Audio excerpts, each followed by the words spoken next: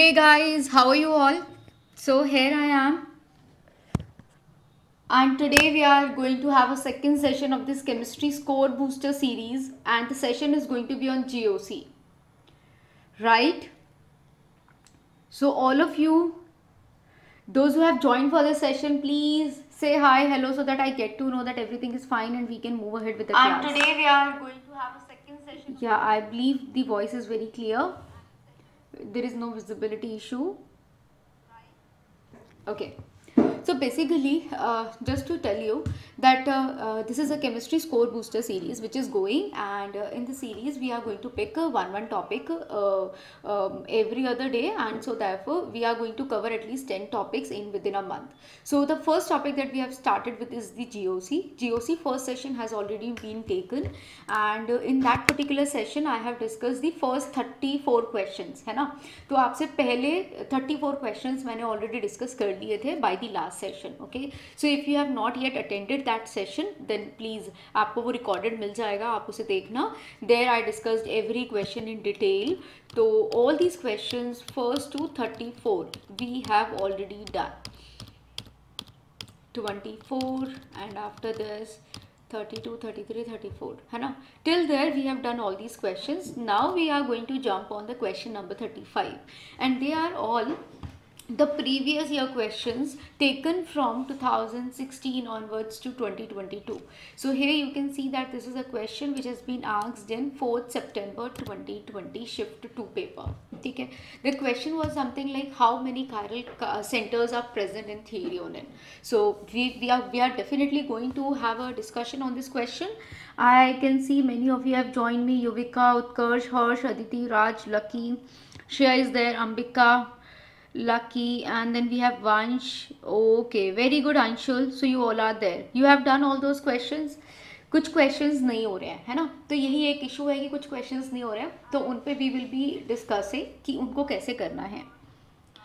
बाकी के अपने कर लिए, बट बोला था सब मैंने कर लिया. So should I attend this session? Absolutely, absolutely, everyone has to attend this session because there were many mistakes that I have come across that you people are making. तो उसको figure out करना है that how we can improve.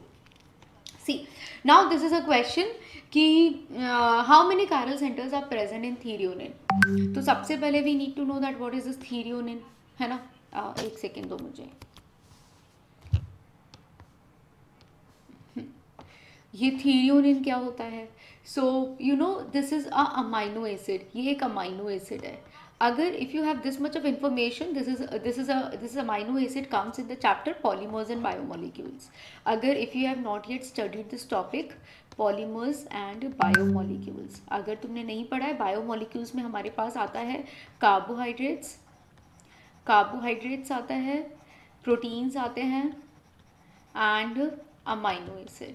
These are the three things that comes in this particular chapter. Okay, so this is an amino acid. So if we know the structure of the amino acid, definitely we can easily do the question which is about the chiral center. ये तो organic का part है ना. तो here how we can do that, guys? Let me show you one thing, है ना. This file I have already shown you in the last class as well.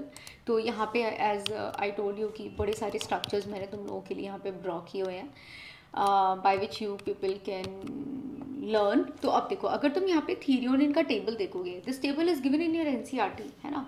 It's just a compilation. तो ये थीरियोनिन तुम्हें जो यहाँ पे दिख रहा है, इसको करते हैं. तो ये जो थीरियोनिन है ये बनता कैसे है. अगर इस तरह के कुछ भी आता जा रहा है ना, तो उसे याद करते जाओ. तो दैट इज CH3CHOH, हमें ये लगाना पड़ता है. Then we get to know the threonine. इसका मतलब क्या हुआ. What are amino acids. Amino acids are basically NH2CH, यहाँ पे कुछ R होगा, and this is going to be the COOH. तो that's how this is amino group and this is your acidic group. तो ये हो गया amino acid. अब here the R, the value of R is going to be CH3CHOH. Ultimately the structure for threonine is CH, C double bond OH, CH over the CH we will be having OH attached, and this is CH3. So if you will see the linkages from here, means what? OH? No, the linkage is from this particular CH. Okay, so this is CH, OH and CH3. So this is a group which we have to attach over this carbon to make this molecule as threonine. Now the question was asking how many chiral centers were there. If you will see the chiral centers, what is your answer?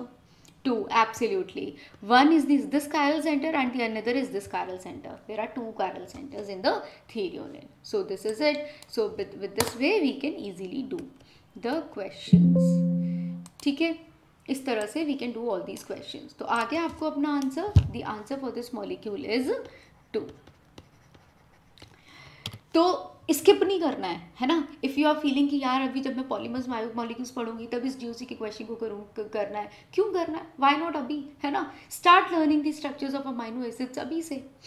Don't wait for that. Now the another question is aqueous silver nitrate is reacted with the following compounds. Find the order of reactivity. मतलब अगर आपको मैंने यहाँ पे दे दिया aqueous silver nitrate. What does this mean? You are having a silver nitrate in the presence of aqueous यानी कि पानी में आपको दे दिया. If this reacts with the following, what will be the reactivity order? तो think about it. जब silver nitrate aqueous solution में react करेगा तो reactivity किस पे depend करेगी? what type of reaction it would be, थोड़ा सा figure out करने की कोशिश करो. It just a basis on the reaction mechanism. Okay. हाँ, absolutely वंश, this is what I'm saying. Don't wait कि यार बायोमोलिक्यूल्स पढ़ेंगे तब सीखेंगे. Why not you learn these structures now, है ना. अभी से शुरू करोगे तो हो ही जाएगा 2-3 महीने में याद.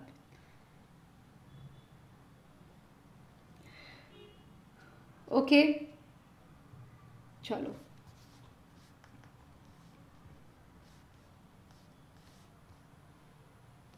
Tell me the answer.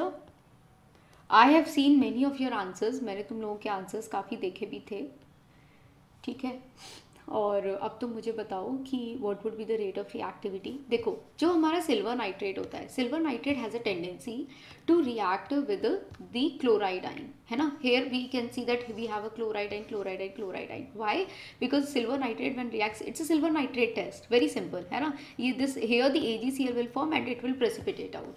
अगर ऐसा होगा तो here in this particular complex A we will be getting this as a molecule. ये क्या हो गया तुम्हारा? दिस इज अ कार्बोकेटाइन, है ना. ये कार्बोकेटाइन बना. Here if you will do the loss of this chlorine, तो यहाँ पे भी तुम्हारा क्या बनेगा? You will be getting this and this is OCH3 and this is your carbocation. अब यहाँ पे अगर आप देखेंगे तो आपका आएगा CH3 and check it out which is a stable carbocation where the loss of chloride ion will be easier. कहाँ पे ये क्लोराइड आइन बहुत जल्दी से तुम्हारा हट जाएगा. तो who that particular molecule will show the highest reactivity. Figure out करके बताओ. मुझे तो समझ में आ गया what could be the answer. Chat पर आंसर दोगे? I am looking for your chat.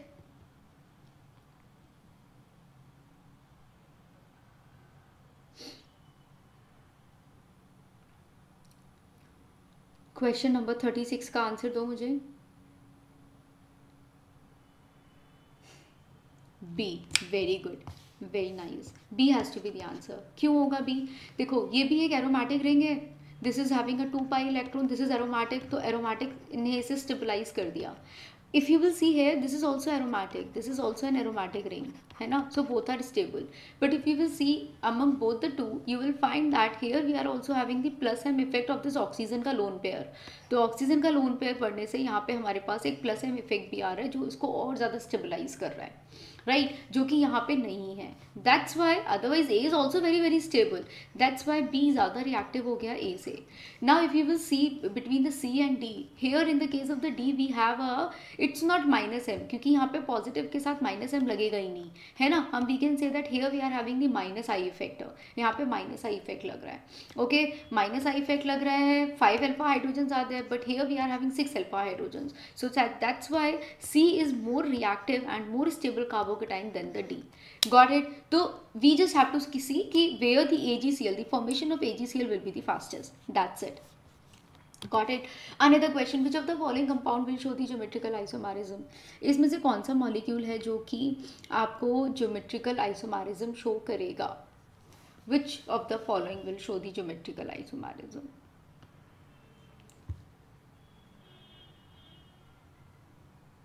Done.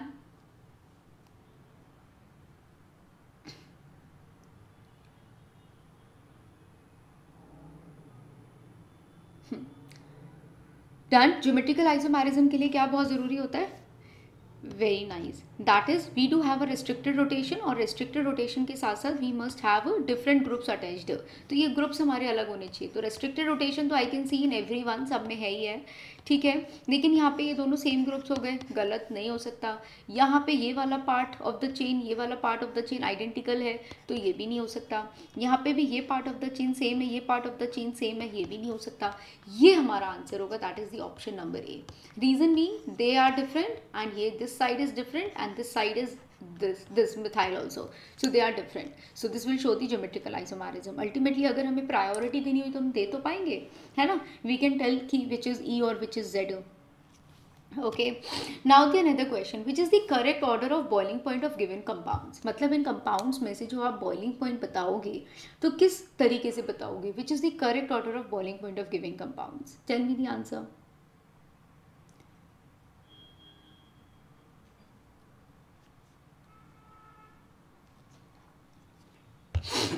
Which is the correct order of boiling point of the given compounds? सबसे ज़्यादा बॉइलिंग पॉइंट किसका होगा, देन कम किसका होगा, देन उससे कम किसका होगा, ये आपको बताना है.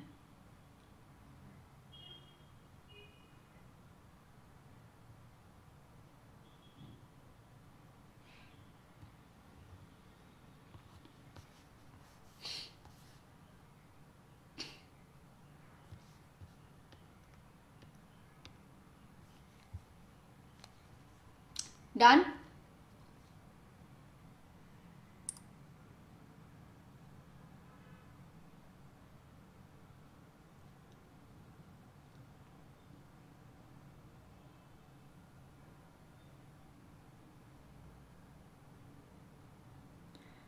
ऑप्शंस किधर हैं? ऑप्शंस ये नहीं है. Which is the correct order बताना है. These are not the options. Options are given here. Okay, तो यहां से बताओ which is the correct order. Which is the correct order?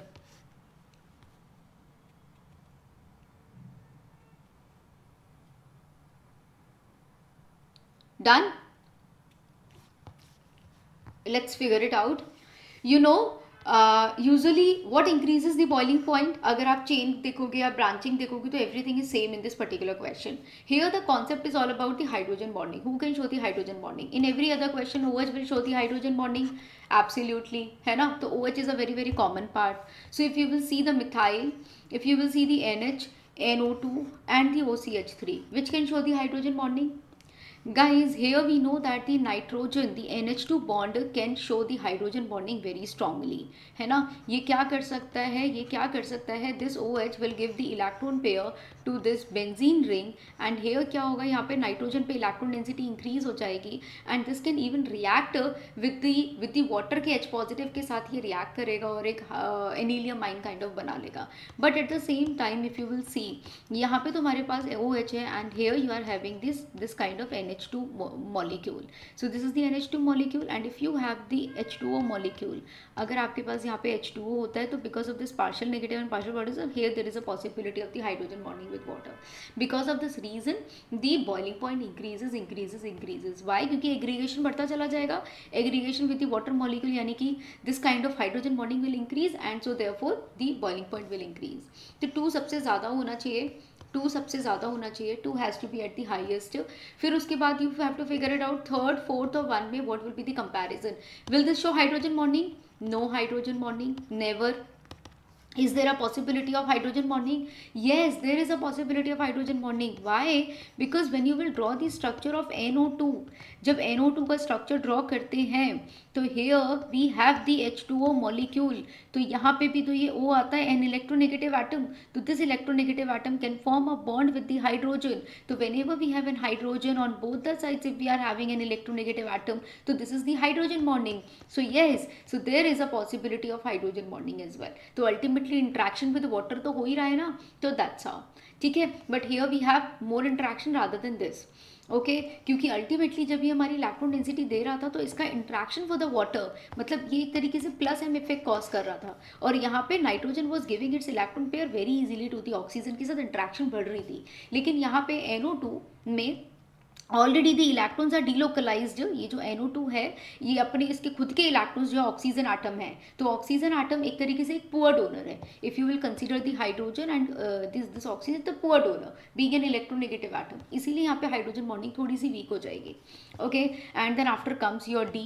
तो what should be the order कि ये पहला होना चाहिए, NH2 has to come first, second पहले आना चाहिए, ठीक है। सेकेंड के आने के बाद there must be C, I believe ये होना चाहिए, फिर OCH3 होना चाहिए, because here also if you will see in the case of the OCH3 oxygen है और यहाँ पे तुम्हारे पास कार्बन है, तो ऑक्सीजन के साथ वाटर इंट्रैक्ट कर सकता है। If you are having the hydrogen this is a partial positive, इस पार्शियल नेगेटिव के साथ हाइड्रोजन बॉन्डिंग शो कर सकता है, there is also a possibility. Okay, so then comes your D and then comes your first. तो first तो least reactive है, हम सब लोग देख सकते हैं, because of the methyl there is no hydrogen bonding, तो by this concept we can say that the option number 1 is the right option, है ना। तो यहीं से हम लोग इसे बहुत clearly बोल सकते हैं कि first हमारा least hydrogen bonding वाला question है। Okay, absolutely।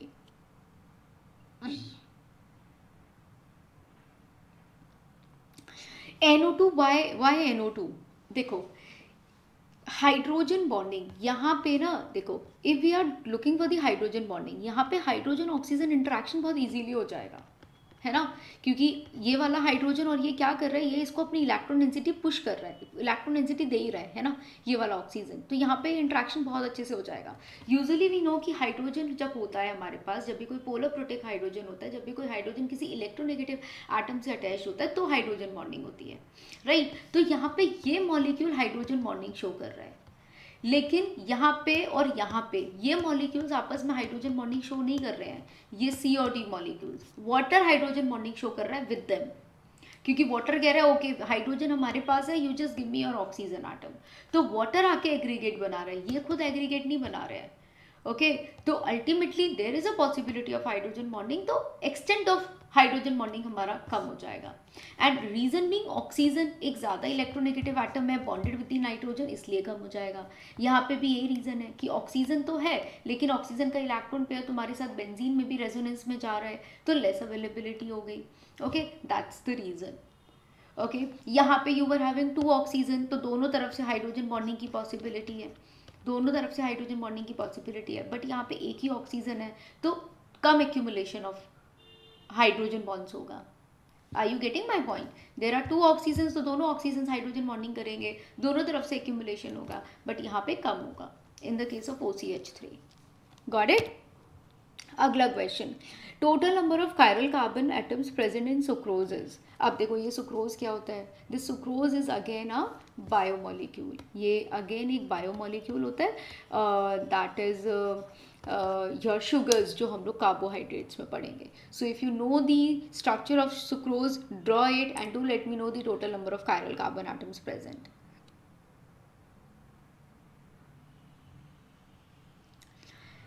आशा प्रजापति, देखो NO2 में और OCH3 में ये कंपैरिजन है। In the case of the NO2 we have 2 oxygen atoms, तो 2 साइड से हाइड्रोजन बॉन्डिंग की पॉसिबिलिटी है, तो यानी कि मोर एग्रीगेशन होगा, ज़्यादा बॉन्डिंग होगी, और जबकि एक OCH3 में एक ही ऑक्सीजन हाइड्रोजन बॉन्डिंग बनाएगा, ठीक है। तो इसलिए NO2 और OCH3 में अगर हम कंपेयर करते हैं तो NO2 में ज़्यादा एग्रीगेशन होगा, तो बॉइलिंग पॉइंट बढ़ेगा। Okay total number of chiral carbon atoms present in sucrose is 9. very good, yes the answer is 9। तो वही है, आपको सुक्रोज का स्ट्रक्चर ड्रॉ करना है and then you have to give the answer. चलिए ये क्वेश्चन अच्छा क्वेश्चन है, ठीक है, इसको let me focus. What is the correct order of acidity of alpha hydrogen of the following compounds. पहले तो अल्फा हाइड्रोजन का एसिडिक कैरेक्टर तुम्हें बताना है, तो अल्फा हाइड्रोजन फिगर आउट कर लो पहले। अल्फा हाइड्रोजन से कई बार बच्चे गलत करते हैं, this is alpha, this is alpha. यहाँ पे देखोगे तो ये अल्फा नहीं है, no no no no no, don't consider this is alpha, ये अल्फा है। इसमें अगर देखोगे तो ये फिनाइल वाला इज नॉट अल्फा, ये वाला अल्फा है। अल्फा पहचानना आता है? And if you have any doubt, नहीं आ रहा है किसी में समझ में, तो यू आस्क मी, मैं बता दूंगी. This is alpha. यहाँ पे no, this methyl is not alpha, this is alpha. ठीक है, दीज आर योर अल्फा. अब तुमसे पूछा गया what is the correct order of acidity of alpha hydrogen, which alpha hydrogen is most acidic, figure out.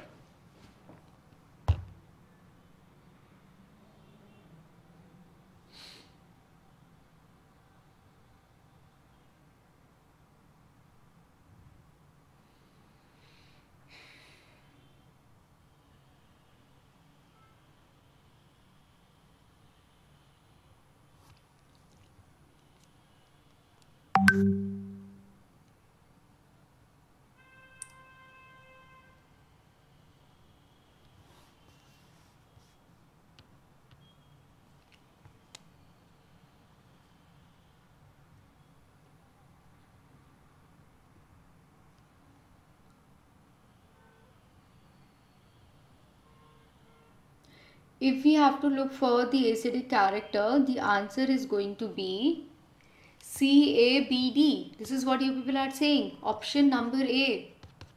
बिल्कुल सही. इसको बोलते हैं एक्टिव मिथिलीन.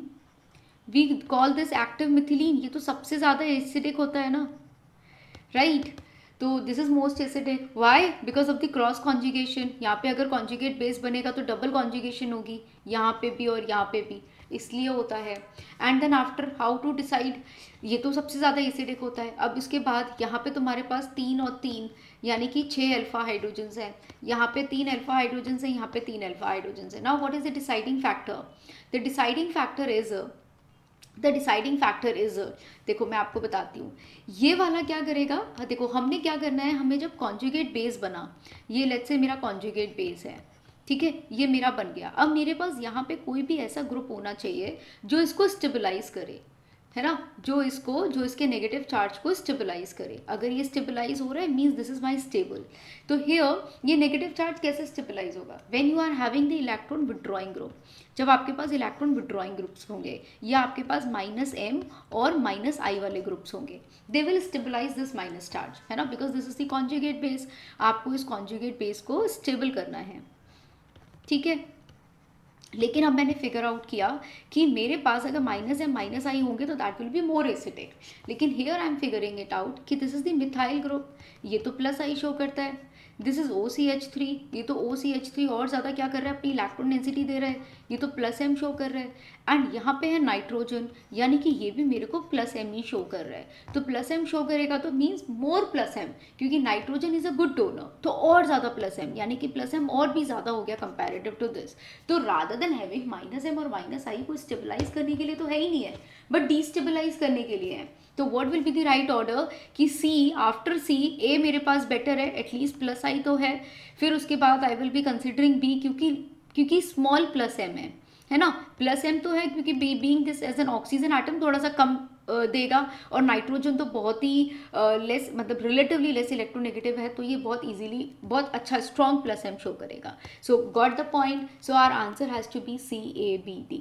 और अगर आप ध्यान से देखो तो this was a kind of our, अगर यहाँ पे मैंने कॉन्जुगेट बेस बनाया तो this was a kind of my -m kind of group. इसीलिए C वॉज मोस्ट रिएक्टिव, इसीलिए C was having the most acidic hydrogen. Is this clear? CABD is the right answer. किसी को कोई doubt किसी option में?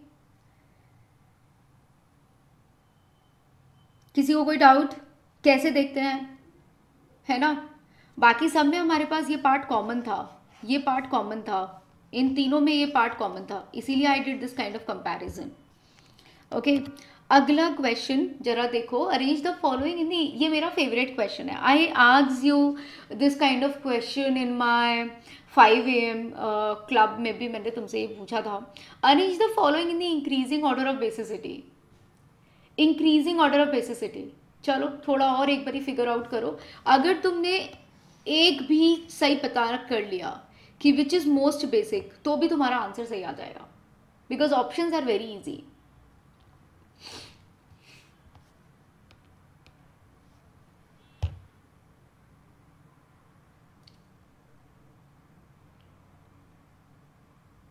Options are very easy. अगर ABCD में से if you find it out which is most basic, then also you can give the correct answer.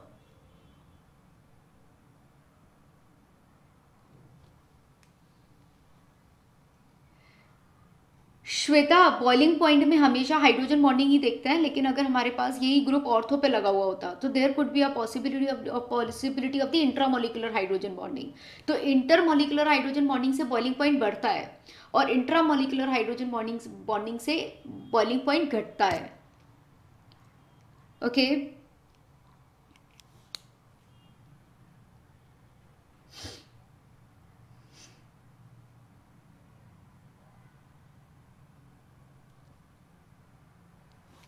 Okay, the answer is B, बिल्कुल सही। क्या है, what's the logic behind it? Can anybody explain what's the logic behind it?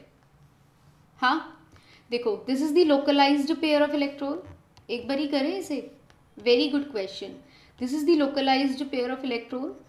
Okay, this is basic, ये भी आपका localised है, this is also localised. If you will see, is this localised? No, it is a part of the aromaticity. This is a delocalized. ये delocalized हो गया आपका. And if you will see here, if you will see this nitrogen and this nitrogen, both are nitrogen. This is delocalized. तो ये वाला तो delocalized है. And if you will compare it with this nitrogen, this is localized. So which is least basic? इन सब में least basic कौन सा है? सी वाला, बिकॉज इसमें लोकलाइज पेयर ऑफ इलेक्ट्रॉन इसमें है, इसमें है और इसमें है। इसमें तो लोकलाइज्ड है ही नहीं है, डीलोकलाइज्ड है, मतलब there is no available electron pair. तो सी हमारा लीस्ट बेसिक हो गया, सी हमारा लीस्ट बेसिक हो गया। Now among these localise localise localise, now figure it out which is going to be most basic. ठीक है, देखो अगर आप यहाँ पे अपना क्या करोगे in the option number A, अगर if it is a base तो ये क्या करेगा, if this will accept the electron pair, तो देखो it is completely available, it is perpendicular to the ring, और ये बड़े आराम से इस तरह का पिरिडिनियम आयन बना देगा। If you will see here in the option number B, तो यहाँ पे क्या होगा, here this nitrogen will form this kind of ammonium ion आपका बन गया। okay, and here if you will see this particular molecule, जिसमें आपके पास नाइट्रोजन है, दिस इज द हाइड्रोजन, और यहाँ पे भी आपके पास नाइट्रोजन है, this will form the bond with the hydrogen and ये हो गया आपका NH positive, this is something like this. ठीक है, अब यहाँ पे जरा फिगर आउट करो कि which is going to be the most basic. तो ये एक आपका अमोनियम आइन बन रहा है, okay, which is having a sp3 hybridization. तो सबसे पहले मैं बता दूँ, दी नाइट्रोजन पे जब भी हमारे पास 4 ग्रुप्स लगते हैं तो उसकी जो हाइब्रिडाइजेशन होती है इट इज़ sp3। अगर वो sp3 है तो यानी कि it has a stable geometry, it has a stable geometry. क्या ये स्टेबल ज्योमेट्री है या ये स्टेबल ज्योमेट्री है? Which is a stable geometry? आपने भी पढ़ा होगा ना अमोनियम का स्ट्रक्चर। तो अमोनियम का हाइब्रिडाइजेशन क्या होता है? Ammonium is having a hybridization of sp3, hybridize होना चाहिए वो, तो इसीलिए हमारा ये सबसे ज़्यादा स्टेबल स्ट्रक्चर है, हैविंग स्टेबल ज्योमेट्री। ओके, तो दैट्स हाउ ये जो हमारा बी वाला है दैट इज़ मोस्ट बेसिक। अब कंपेयर करो इसमें और इसमें, इसके पास भी trigonal planar kind of geometry है ना, ये एक तरीके से हाइड्रोजन आ गया positive charge, this is also like this, same ही टाइप ऑफ मॉलिक्यूल्स हैं।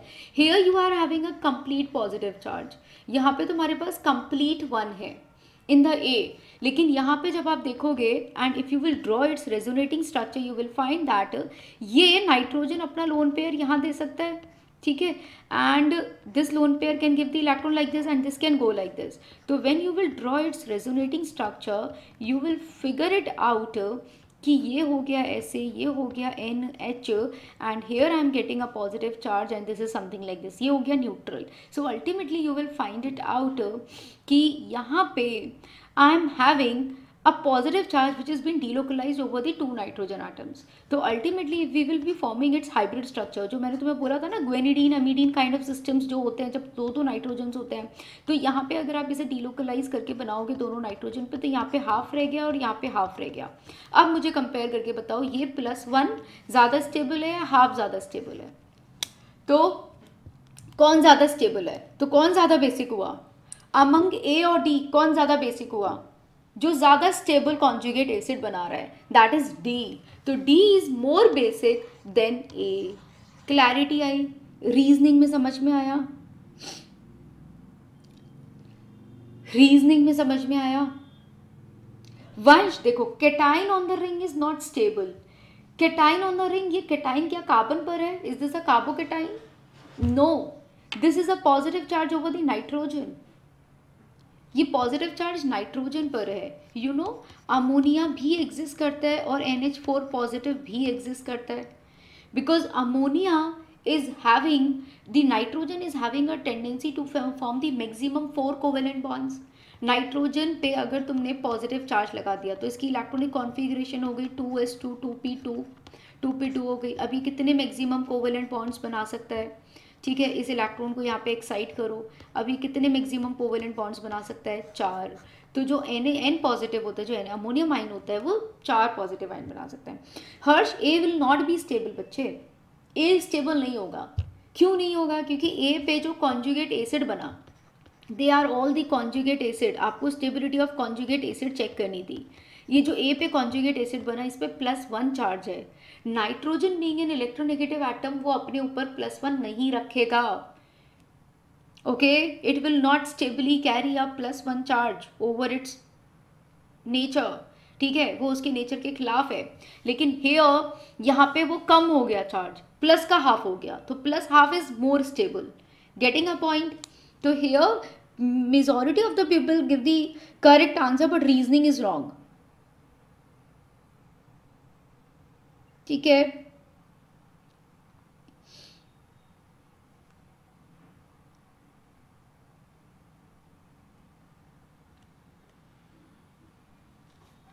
got it. Another question, the correct IUPAC name of the given compound is, what will be the correct IUPAC name for this given compound?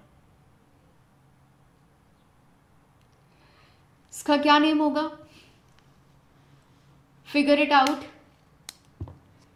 क्या तुम्हें highest priority functional group लग रहा है?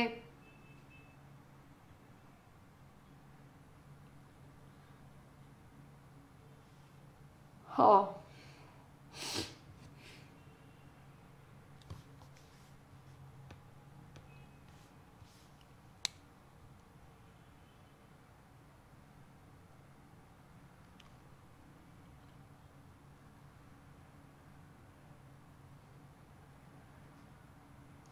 Any answer?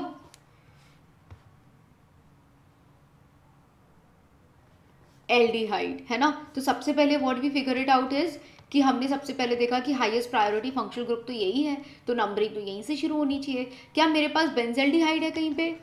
Do we have benzaldehyde? नहीं, benzaldehyde तो कहीं भी नहीं है. ये भी नहीं है, ये भी नहीं है, ये भी नहीं है, ये भी नहीं है. We have benzene carbaldehyde. इसका मतलब यहाँ पे गया नंबर 1. अब नंबर 1 ये देने के बाद from where we will start numbering. If I do like this 1 2, तो देखो NO2 is a substituent. NO2 तो एक सब्स्टिट्यूएंट है. सब्स्टिट्यूएंट को लोअर नंबर जाना चाहिए क्या? नहीं, पहले फंक्शनल ग्रुप्स को लोअर नंबर जाना चाहिए. और अगर फंक्शनल ग्रुप्स को लोअर नंबर जाना चाहिए, उस हिसाब से मतलब you figure out the sum of the locants करके देखो, ट्राई करो. अगर मैंने ट्राई किया 1 2 3 4 5 6, तो मेरे पास लोकेंस आ रहे हैं 2 + 4 + 5. ठीक है. और अगर if I try to do the opposite of it, तो मेरे पास लोकेंस आते हैं 1 2 3 4 5 और 6. तो I am getting the sum 3 + 4 + 6, यानी कि 4 7 7 और 6 13, and here I am getting 9 10 11. So what is more preferable? So what is more preferable? अगर sum of the locations देखा जाए तो what is more preferable? Answer is option number D. Absolutely, absolutely right. Why the answer is option number D? Because we will go with the red one, and as per the red one we are getting 2 पे we are getting, this is known as nitro, this is known as carbon with OH, hydroxy methyl, this is the hydroxy methyl है ना, because we have one carbon as well. तो this is the hydroxy methyl, this is your nitro, 2 पे nitro, and then after this is amino, तो 5 पे amino. So A is alphabetically comes first, then comes your hydroxy methyl, then comes your nitro. Okay, then benzene कार्बल्डिहाइड. This is the right answer. Absolutely. So we have to go with the sum of locants. अगला question, write down the increasing order of pKb for the following. Write down the increasing order for the pKb of the following. pKb बढ़ना चाहिए, pKb बढ़ना चाहिए. What does this mean? Kb घटना चाहिए. के भी घटना चाहिए, ओके, यानी कि the basic character must decrease, basic character कम हो रहा है, बेसिक कैरेक्टर कम हो रहा है, so which is least basic in nature. तो यहाँ वाला जो ग्रुप है this will be least basic, least basic, and this part is going to be the most basic. Arrows पे मत जाना, ऑफ कोर्स है, क्योंकि उसने इंक्रीजिंग पी के भी पूछा है और हम बेसिक कैरेक्टर देख रहे हैं, तो दैट्स वाई ये डिफरेंस आएगा एरोज का, है ना। तो तुम्हें ये ध्यान रखना है कि ये जो भी है इनमें से कोई तो भी एक मोस्ट बेसिक होगा। तो फिगर आउट करो फर्स्ट और फोर्थ में से who is most basic. First ये क्या, ऑप्शंस को एलिमिनेट तो कर ही सकते हो ना, फर्स्ट ये गया और फोर्थ ये गया। अब देखो ऐसे देखो, ये वाला पार्ट तो सबके पास है ना, this kind of amine is everyone, तो ये तो कोई डिफरेंस क्रिएट करेगा नहीं। डिफरेंस क्रिएट करेंगे ये ग्रुप्स, ये प्लस आई शो कर रहा है, देर इज सिंपल हाइड्रोजन कुछ है नहीं है, साइनाइड क्या करता है माइनस एम कॉज करेगा, ओ OH क्या करता है प्लस एम करेगा। तो अल्टीमेटली कौन बेसिक कैरेक्टर बढ़ा रहा है और कौन सबसे कम कर रहा है।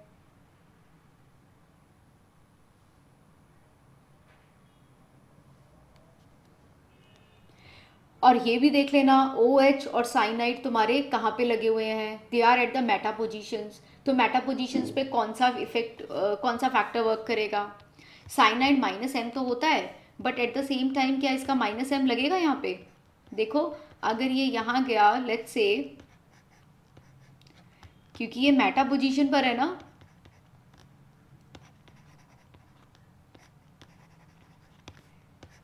C ट्रिपल बॉन्ड N, तो अगर इसने फिगर आउट किया कि I have to pull the electron, ये पुल करेगा यहाँ से, ये पुल करेगा यहाँ से, तो will this be able to pull this lone pair of electron ना, नो। तो माइनस एम तो लग ही नहीं रहा, minus M is not working over this group. तो अल्टीमेटली आपको इसका भी क्या देखना है, आपको इसका भी इंडक्टिव इफेक्ट ही देखना है। You have to see it's minus I effect, इसका भी आपको माइनस आई इफेक्ट ही देखना है, because they are at the meta positions, और मेटा पोजिशंस पे मीजोमेरिक इफेक्ट नहीं लगेगा। So now figure it out.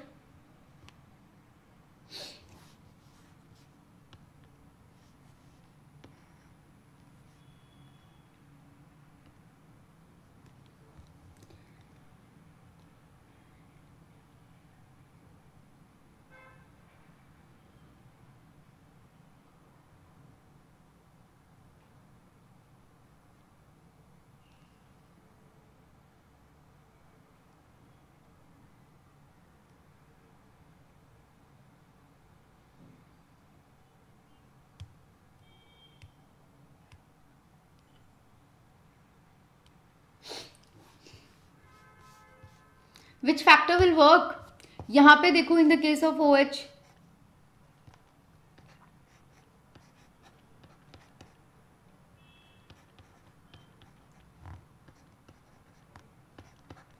ये लोन पेयर यहाँ जाएगा, this will give the electron density at there.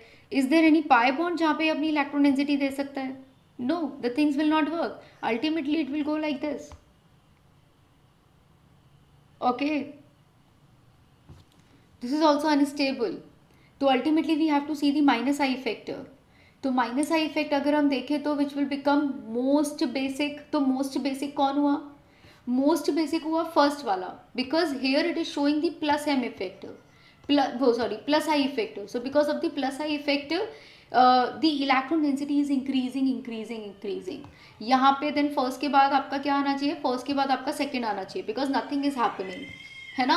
And then after four और थर्ड में आप क्या देखोगे, यहाँ पे माइनस आई है, यहाँ पे माइनस आई है, तो but here is less minus I, OH का माइनस आई कम होता है as compare to that of the third, तो थर्ड का माइनस आई बहुत ज़्यादा है, so this will be least basic, ये लीस्ट बेसिक हो जाएगा। So my answer has to be option number C. Any doubt, any doubt, clear हुआ? Why we have not seen the plus m effect and why we have focused over the inductive effect? मैं वापस से repeat करती हूँ,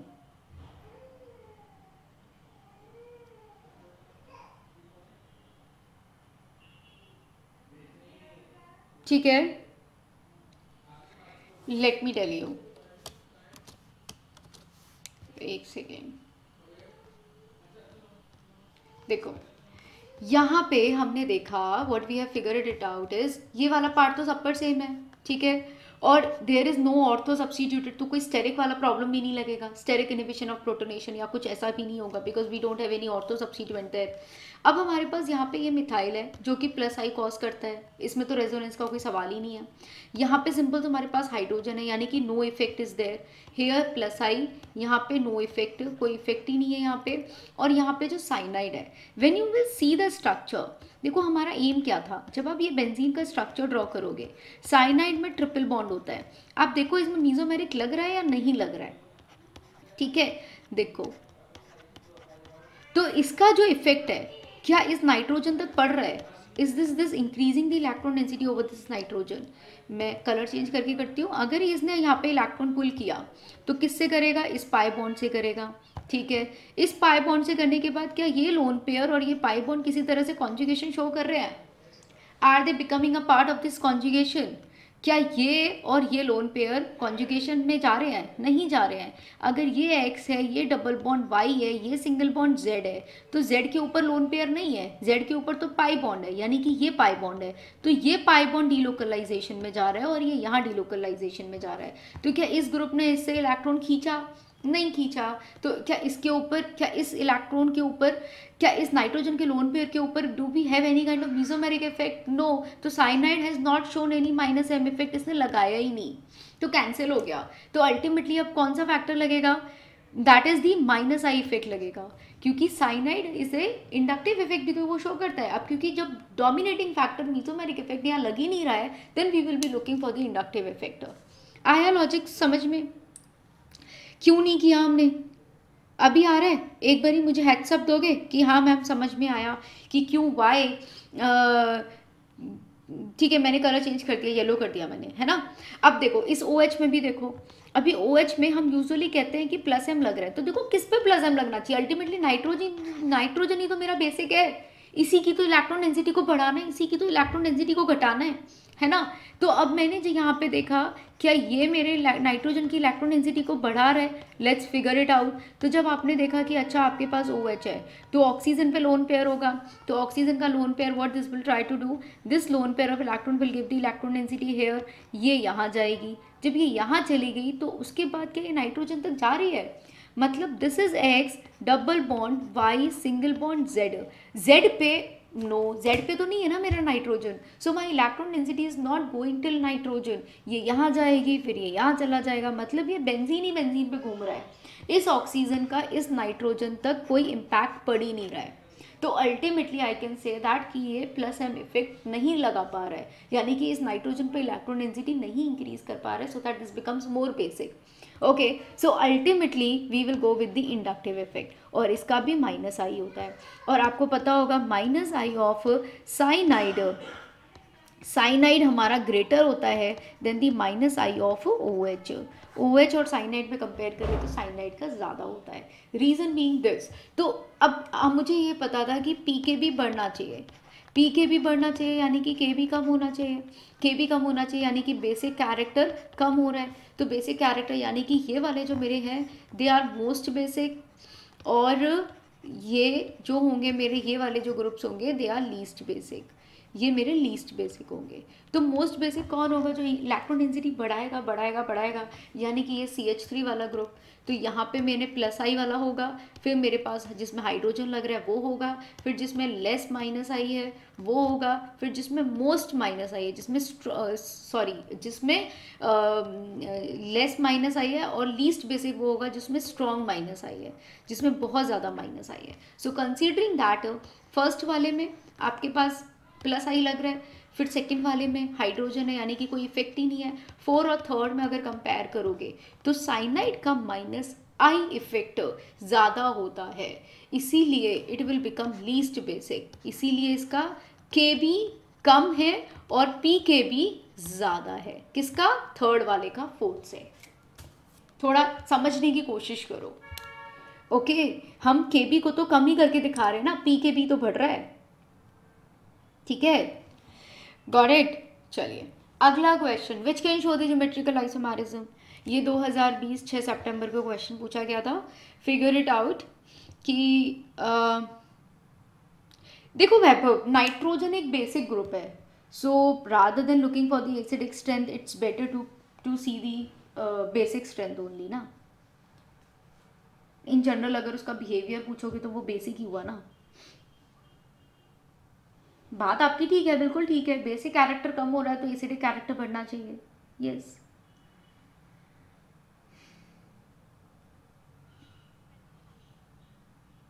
नहीं Shweta, cyanide, cyanide में हमारे पास carbon sp hybridise होता है, उसकी इलेक्ट्रोनेगेटिविटी बहुत ज़्यादा बढ़ जाती है. वो बहुत, देखो हमेशा याद रखो, साइनाइड अगर कहीं भी लगा हुआ है तो उससे अटैच्ड हाइड्रोजन भी मोर एसिडिक हाइड्रोजन होता है. Cyanide hydrocyanic acid, they are the strongest acids. Okay, तो HCN जहाँ पे भी है तुम्हारे पास या साइनाइड जहाँ पे भी है वहाँ पे थोड़ा सा ज़्यादा केयरफुल रहना है. Okay, so here which can show the geometrical isomers in this molecule. कौन है जो ज्योमेट्रिकल आइसोमरिज्म शो करेगा? What is the right answer?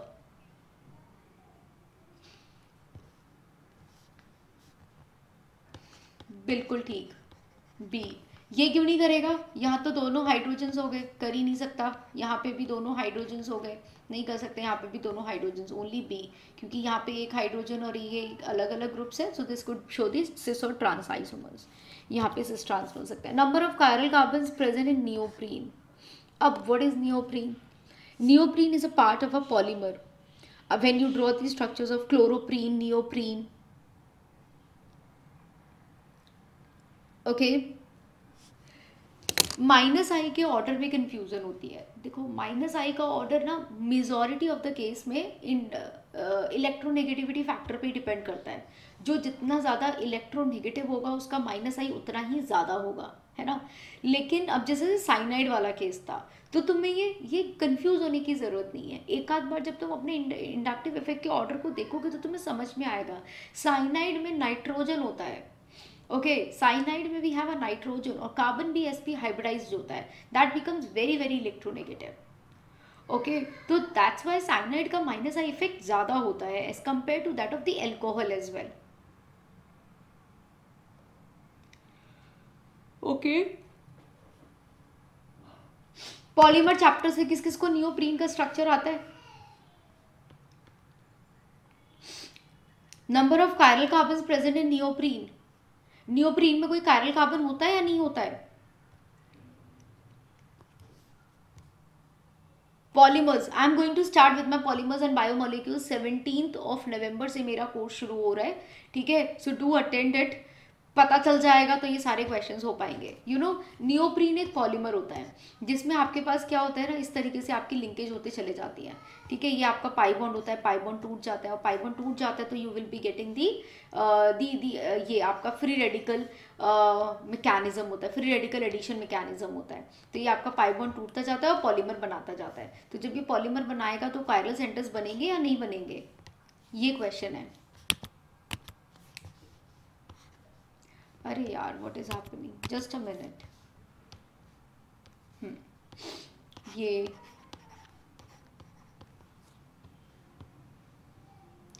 हाँ हो जाएंगे Harsh, everything will be done. Every year students do, सब लोग करते हैं, ठीक है. So if you know the structure figure it out. The answer is 0. करके देखना, this is a homework. Neoprene का स्ट्रक्चर, ठीक है. Increasing strength towards the nucleophilic attack. चलो, it's a very very good question. 2021 में ये क्वेश्चन पूछा गया था. Let's focus over. बहुत ही क्लोज, मतलब अभी 1-2 साल पहले ही तुम्हारे पे, यू पीपल आर 23 एस्पिरेंट्स, तो बस. The increasing strength towards the nucleophilic attack. Nucleophile कहाँ पे ज़्यादा जल्दी अटैक करता है? कहाँ पे अटैक करता है nucleophile? Nucleophile attacks where it gets more. Nucleophile वहां जाके कूदेगा जहां पे उसे ज्यादा क्या मिलेगा? पॉजिटिव मिलेगा. ऐसे नहीं बोल सकते, है ना. तो न्यूक्लियोफाइल वहां जाके कूदेगा जहां पे उसे मोर पॉजिटिव मिलेगा. Very good. तो आंसर क्या होना चाहिए? ए. बिल्कुल ठीक. Very nice. दीपक, आशा, श्रेया, ठीक है. A, very nice. तो पिछले क्वेश्चन का आंसर इज 0 था, पिछले क्वेश्चन का आंसर. सो हेयर, क्योंकि देखो we have chlorine chlorine chlorine chlorine, ठीक है, लेकिन over this ring we have more positive more positive more positive, because all are NO2 groups, and in NO2 groups ने क्या किया होगा, इलेक्ट्रॉन पुलिंग -m और -m group -m effect cause कर करके इन्होंने इस रिंग को बहुत ही पॉजिटिव बना दिया होगा, and so therefore nucleophile attack will become easier because opposite attracts, very simple. Here we have only 2 NO2 groups and here we have 1 NO2 groups. There is nothing so that the reaction would occur. In which of the following COH group is not present? इसमें से किस में COH group होता ही नहीं है, होता ही नहीं है.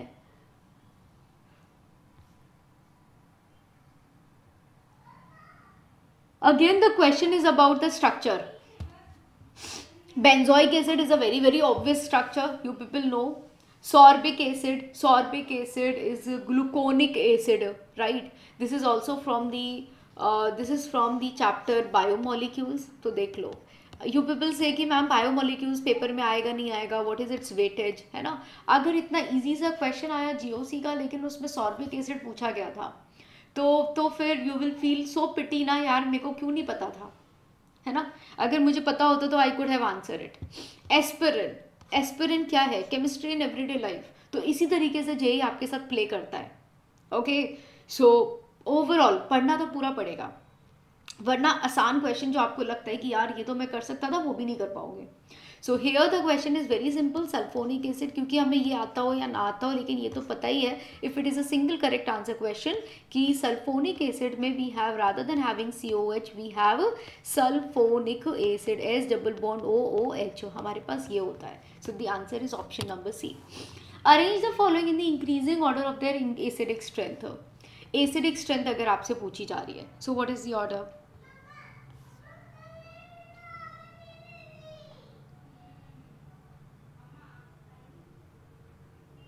अच्छा चलो, Asha Prajapati is asking ma'am इस क्वेश्चन में if there has to be an nucleophilic attack, so where the nucleophile will attack, can you tell me where the nucleophile will attack and what mechanism it will follow. चलो, we are coming back to question number 46. This is a question from everyone, where the nucleophile will attack. You already told me कि ma'am fourth one is very reactive. This is very reactive for the nucleophile to attack. But at which position the nucleophile will attack?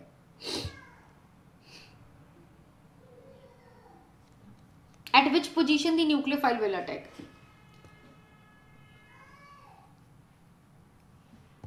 A क्या होता है? What is A? If we have NO2 group there, this electron pair will go here, this will go here. I will be getting a positive this side, right? If this goes there, I will be getting a positive this side. If this goes there, I will be getting a positive this side. Got it? तो यानी कि मेरे पास जो positive charge है वो कहाँ कहाँ आ रहा है? All these three places. Now I am having one more NO2. Now when this NO2 will pull the electron, I will be getting the positive charge here. When this will pull the electron, I will be getting a positive here. When this will pull the electron, I will be getting a positive here. Okay, मतलब the positive charge is over this and this position. And I do have one more NO2. The another NO2 is this. If this NO2 will pull the electron, this particular electron pair will go here. I will be getting positive this side. This pi bond will go this there. I will be getting positive this side. This will go this side. I will be getting a positive this side. So again these three positives I am getting.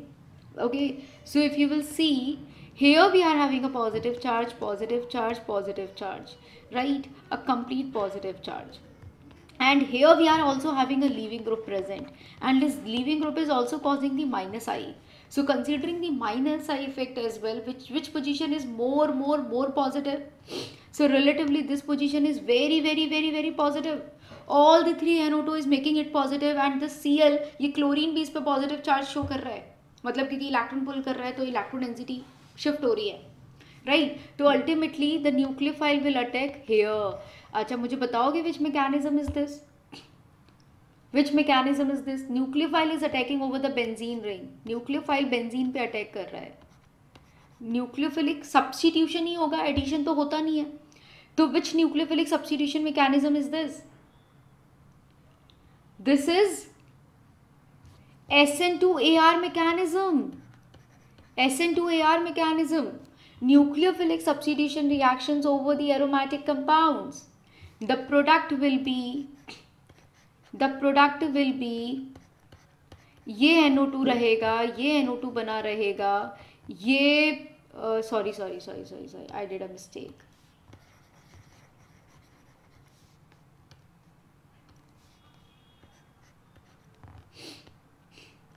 This is NO2, this is NO2, this is NO2. Only from here chlorine चला जाएगा and nucleophile will come. Okay, this is the SN2AR mechanism. Clear? Very nice. So we were already on this particular question. चलो let's move ahead. तो nucleophile usually benzene पे electrophilic substitutions ही होता है. So when a nucleophile attack over the benzene when there is more minus M groups are there. जब ज़्यादा minus M groups और leaving group है तो हम SN2AR mechanism करा सकते हैं. Arrange the following in the increasing order of their acidic strength.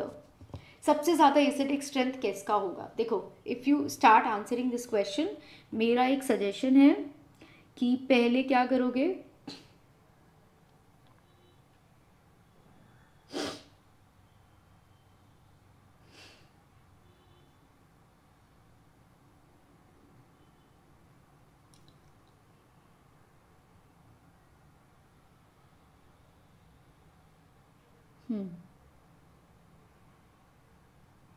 बताओ.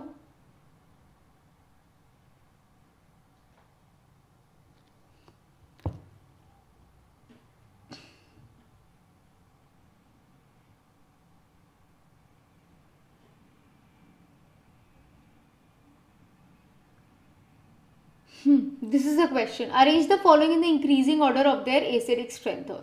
तो सबसे पहले एसिडिक स्ट्रेंथ के लिए please guys have a focus. This is OH, this is COOH, this is COOH, this is COH.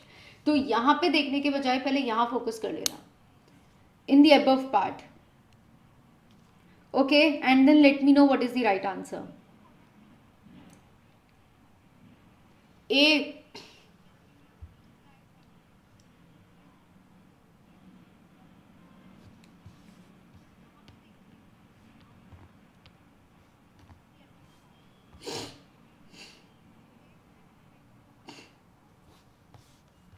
बिल्कुल. रीजन बीइंग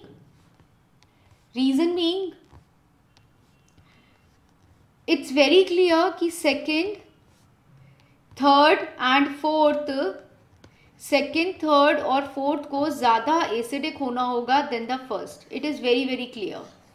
ये दो subsets बन गए मेरे कि फर्स्ट तो मेरा लीस्ट एसिडिक होगा then the second, third, fourth. Why? क्योंकि यहाँ पे I am having the carboxylic acid. तो whenever they will give the proton we will be getting the carboxylate ion and which is resonance stabilize. तो यहाँ पे मुझे ये मिलेगा. और जबकि यहाँ पे जब आप देखोगे इस फिनॉक्साइड आयन को over the benzene, if you will be getting the O negative, तो ये O नेगेटिव जब रेजोनेंस में जाएगा तो बेंजीन के कार्बन पर ज़्यादा स्टेबलाइजेशन इसे नहीं मिलेगा. तो here we are having a delocalization over the OO atom. यहाँ पे इलेक्ट्रॉन डिलोकलाइज कर रहे हैं ऑक्सीजन पे, यहाँ पे कार्बन और ऑक्सीजन पे डिलोकलाइज कर रहे हैं विच इज़ लेस स्टेबल. इसीलिए फर्स्ट वाला तो लीस्ट स्टेबल होगा ही होगा, यानी कि आंसर या तो C होगा या A होगा. And then after if you will compare in the 3, तो ये NO2 पैरा पे लगा हुआ है. जब आप इसको ड्रॉ करोगे यू विल फाइंड इट कि इसका -M लग रहा है, इसका +I लग रहा है and there is nothing hydrogen. तो एसिडिक कैरेक्टर कौन बढ़ाता है? एसिडिक कैरेक्टर बढ़ता है जब हमारे पास विड्रॉइंग ग्रुप्स इंक्रीज होते हैं, क्योंकि हमें stability of the conjugate base चाहिए. तो जैसे जैसे -M इफेक्ट ज़्यादा शो करता है, then -I, then hydrogen, then +I और देन +M, ये हमारा ऑर्डर रहता है. तो -M वाला कौन सा है? NO2 ग्रुप, यानी कि then the second is the most. उसके बाद तुम्हारा आ जाएगा हाइड्रोजन, दैट इज फोर्थ वाला आना चाहिए, फिर थर्ड वाला आना चाहिए. Is this clear? NO2 का -M इफेक्ट बहुत स्ट्रॉन्ग है, यहाँ हाइड्रोजन है और यहाँ पे +I हो गया.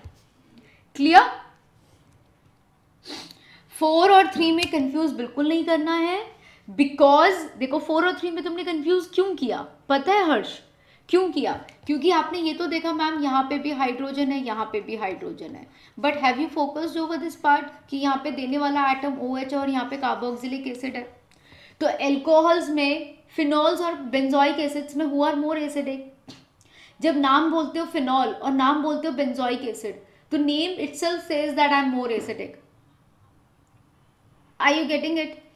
तो बेंजोइक एसिड और फिनॉल, फिनॉल लेस एसिडिक है as compared to that of the benzoic acids. ठीक है, उसके बाद आप दूसरे ग्रुप्स को देखो.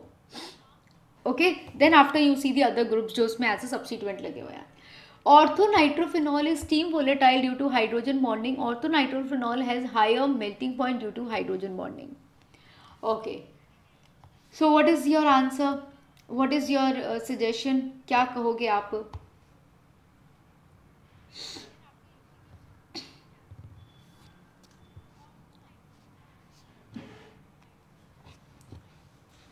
Orthonitrophenol is steam volatile. Orthonitrophenol, when you draw the structure of orthonitrophenol, ortho पे NO2 ग्रुप है, ये ऐसे है. ठीक है, अगर इसको थोड़ा सा वापस से रीडू करोगे,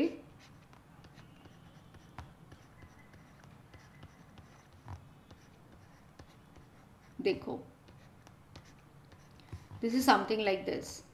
सो if this is ortho nitrophenol, if phenol है, ऑर्थो पे ये है, तो we can show that this is the hydrogen bonding, and because of this hydrogen bonding there we will be having a chelation. Chelation होगा, तो because of this chelation what will happen? This will be steam volatile due to hydrogen bonding, यानी कि hydrogen bonding तो हो रही है. So will this be steam volatile? हाँ जी. और ortho nitrophenol has higher melting point due to the hydrogen bonding. क्या हाइड्रोजन बॉन्डिंग होने की वजह से इसका मेल्टिंग पॉइंट बढ़ेगा? मेल्टिंग पॉइंट बढ़ेगा. Intramolecular hydrogen bonding is there obviously, जिसकी वजह से कीलेशन हो रहा है, कीलेशन हो रहा है.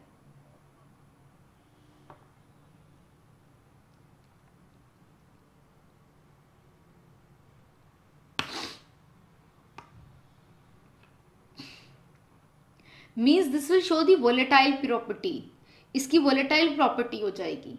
Absolutely, this will show the volatile property. But if the question is about the melting point, you know, melting point किसी चीज़ का कब बढ़ता है? Melting point increases जब किसी चीज़ का crystallization बढ़ता है. It becomes a crystal structure.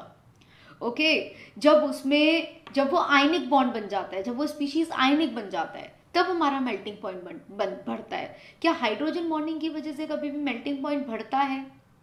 Is there any possibility of ionic interactions या कोई क्रिस्टलाइजेशन की पॉसिबिलिटी है? नो. ये दोनों स्टेटमेंट्स बहुत ही ऑपोजिट है. एक तरफ हम कह रहे हैं कि वो वोलेटाइल है और एक तरफ हम कह रहे हैं कि उसका मेल्टिंग पॉइंट बढ़ रहा है. सो दोनों में से एक ही स्टेटमेंट सही हो सकता है ना, क्योंकि दोनों ही अपने आप में कॉन्ट्राडिक्टरी हैं. एक स्टेटमेंट कह रहा है कि स्पीशीज जो है वो स्टीम वोलेटाइल है हाइड्रोजन बॉन्डिंग की वजह से, और एक कह रहा है कि नहीं, वो उड़ता नहीं है बल्कि उसका तो पिघलने के वहीं उसे टाइम लगेगा, मतलब it requires high temperature to get melts. समझाओ मुझे. तो दोनों ही स्टेटमेंट्स बड़े ऑपोजिट हो गए ना. तो आप ये तो कह ही नहीं सकते कि बोथ आर ट्रू और बोथ आर फॉल्स. ऐसा तो हो ही नहीं सकता. एक ही सही है और एक ही गलत है. सो कंसीडरिंग दैट आपको समझ में आएगा कि S1 is true and S2 is false. ये हमारा ऑर्थोनाइट्रोफिनॉल स्टीम वोलेटाइल हो जाता है हाइड्रोजन बॉन्डिंग की वजह से, उसकी वोलेटाइल प्रॉपर्टी बढ़ जाती है, और वोलेटाइल प्रॉपर्टी बढ़ जाती है और मेल्टिंग पॉइंट भी कम हो जाता है. Not the higher melting point. This is not the right statement. Okay. Hybridization order of the carbon from, देखो कितना आसान सा क्वेश्चन है. अगर आप लेफ्ट टू राइट जाओगे तो आपको हाइब्रिडाइजेशन बतानी है, लेफ्ट टू राइट, यानी कि carbon number 1, carbon number 2, carbon number 3, carbon number 4. चलिए करिए, क्या आएगा? Very nice. Option number B, sp2, sp2, sp2, ये सब हमारे ट्राइगोनल प्लेनर ज्योमेट्री शो कर रहे हैं, है ना. अच्छा, ये वाला सेकंड वाला कार्बन sp2 है. मुझे वापस चेक करके बताओ, इज द सेकंड वाला कार्बन इज sp2? फिर क्यों बोला बी? इतने आसान क्वेश्चन का आंसर इतनी जल्दी दिया और वो भी गलत दिया.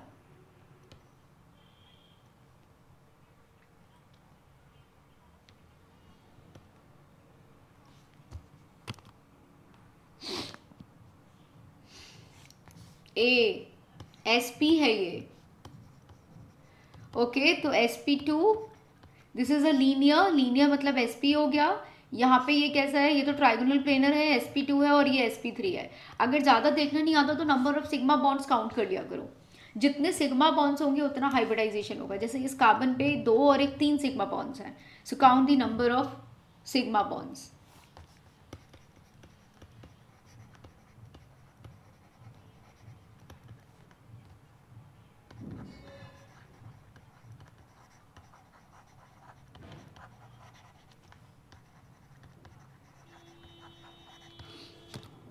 Another question. Enol form of acetone and enol form of acetyl acetone is 15%.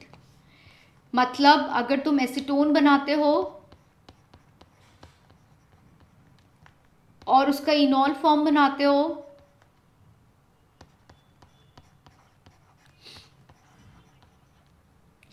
इनॉल form of acetone is less than 0.1%.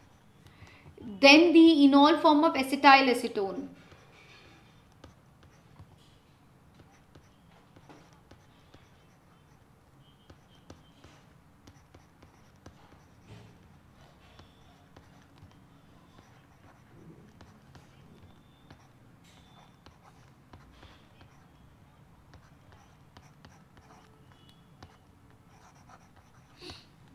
Is 15%, ये 15% होता है। दूसरा स्टेटमेंट कह रहा है enol form of acetyl acetone is stabilize by, जो इनॉल फॉर्म होती है एसिटाइल एसीटोन की, मैंने पूरा क्वेश्चन कर दिया, stabilize by intramolecular hydrogen bonding. ये स्टेबलाइज हो जाती है इंट्रामोलिकुलर हाइड्रोजन बॉन्डिंग से, which is not possible in acetone, जो कि इसमें नहीं होता है। देर इज़ नो स्टेबलाइजेशन, इसके इनॉल फॉर्म में देर इज़ नो स्टेबलाइजेशन। ये क्वेश्चन है, क्या ये स्टेटमेंट सही है?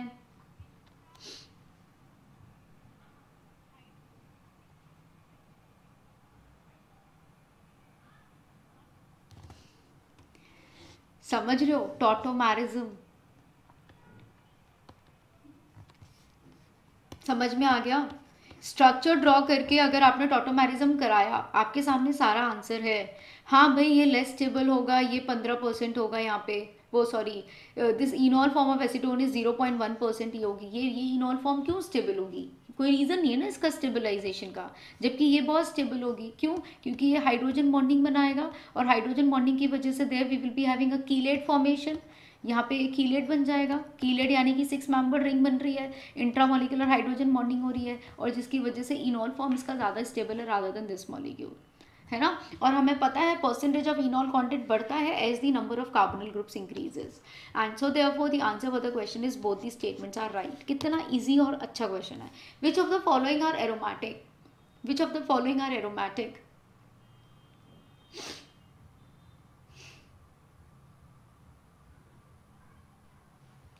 Done?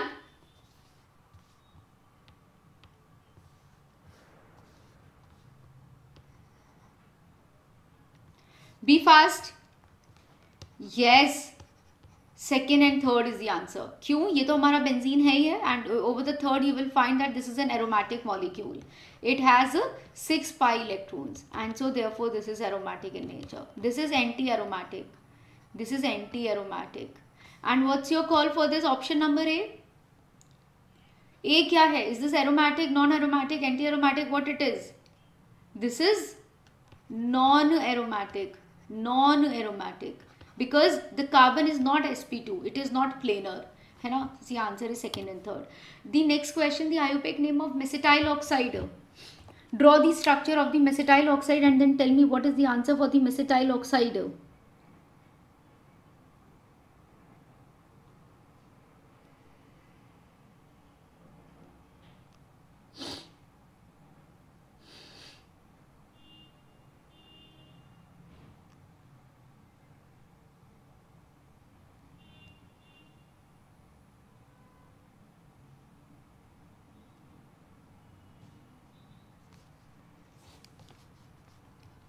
A, again this is a question from the common names. So for this again you need to know what, क्या आना चाहिए तुम्हें? You people must know about what is mesetyl oxide. definitely I might have given you the structure for this mesitile oxide in this note. Here it is. See, this is your mesitile oxide. So slowly when you practice all such questions, you will be able to learn that what is mesitile oxide. Okay, so what is its IUPAC name? So if you have to write down its IUPAC name, what will be the IUPAC name for the mesitile oxide? This is number 1, 2, 3, 4, 5. Okay, and this is a ketone. So we can say that this is pentane 2-one. Okay, this is the highest priority functional group. Then we have pent 3-ene 2-one. Okay, pent 3-ene 2-one, and over the 4 we have 4-methyl pent 3-ene 2-one. Okay.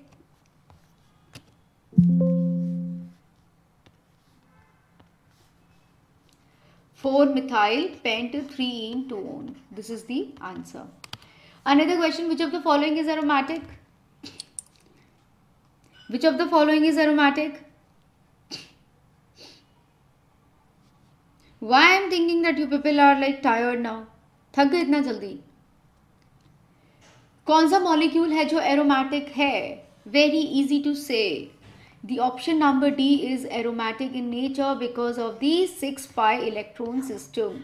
6 pi electron, it is aromatic. What about it? This is anti. Please, ये सब भी करते चलो. This is anti-aromatic. And what about this? This is non-aromatic. Non-aromatic because there is no, they are not sp2 hybridized, no plenarity. What about this? What about this option number A? Tell me. Option A क्या है? Non aromatic, anti aromatic और aromatic. A non है. Very good. कई बार बच्चे इसे anti aromatic लिखते हैं, which is wrong. Which is wrong. Absolutely wrong. Why? Because जब इसकी प्लेनैरिटी चले जाएगी तो here we will be getting this molecule exist like this because of the angle strain, and so therefore here we have this kind of structure. तो it has no planarity. तो इसमें planarity ही नहीं है ना. It's not a planar structure any more. So because of no planarity this is non aromatic. Non aromatic. Many of the times you confuse this molecule with anti-aromatic, which is not. Okay, non है ये, anti नहीं है Shweta. Okay, so how many sigma bonds are present in mesitile oxide? Right now you have drawn the structure, ma'am. We will be having 5 carbons, 1, 2, 3, 4, 5, and here we have ketone. This was this, this was this. So how many sigma bonds are there? If you will count the sigma bonds, figure it out.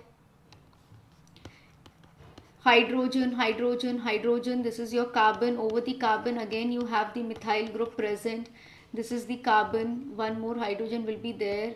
Hydrogen, hydrogen, hydrogen. Count the number of sigma bonds. 1, 2, 3, 4, 5. One will be the sigma and another will be the pi. So I mean to say about this particular bond. 1, 2, 3, 4. 4 के बाद we have this 5, 6, 7, 8, 9, 10, 11, 12, 13, 14, 15, 16. 16? सच्ची 16. What wrong I did?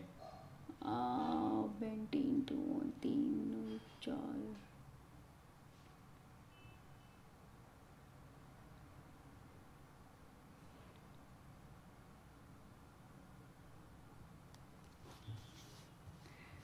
How many sigma bonds are present? मेरे तो भी 16 आ रहे हैं. 15 आने चाहिए as per this molecule. क्या गड़बड़ किया है? जरा फिगर आउट करो. What I did wrong?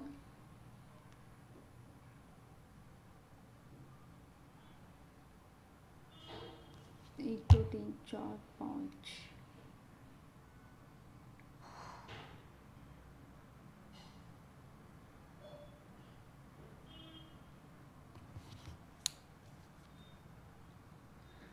How many sigma bonds are there?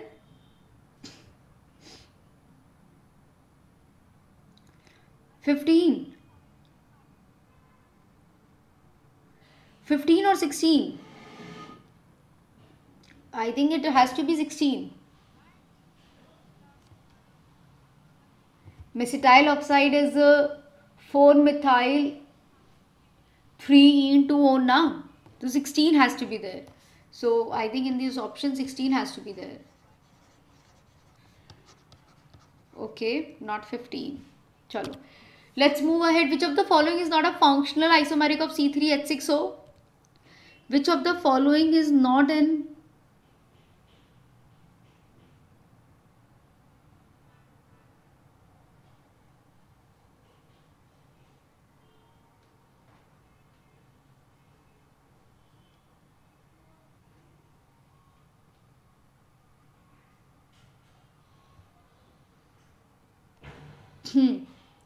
isomer? Tell me, which of the following is not a functional isomer of C3H6O?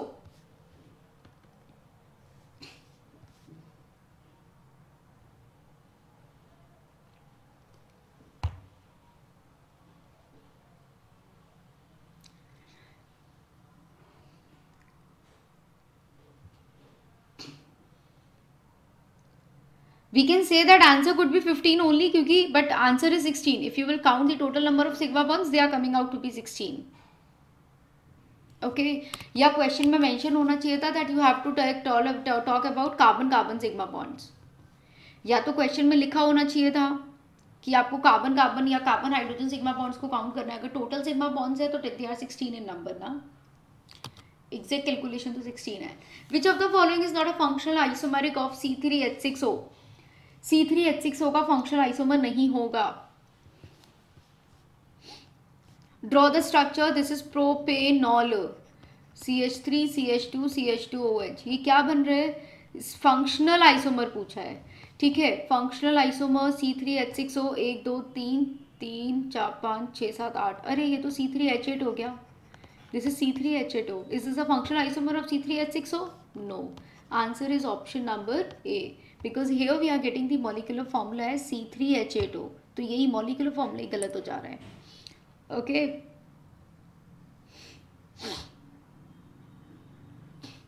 A. साइक्लोप्रोपेनॉल. साइक्लोप्रोपेनॉल तो देखो, साइक्लोप्रोपेनॉल में here you will be having one hydrogen. यहाँ पे 2 hydrogen होंगे, यहाँ पे 2 hydrogen होंगे. Ultimately we are having C3 1 2 3 4 5 6. We are having H6 and O. Yes, this is right, है ना, ये ठीक है. The hybridization of A, B and C are respectively. Hybridization का क्वेश्चन है. अगेन वापस से बता दो, इसका क्या है, इसका क्या है और इसका क्या है. Answer is option number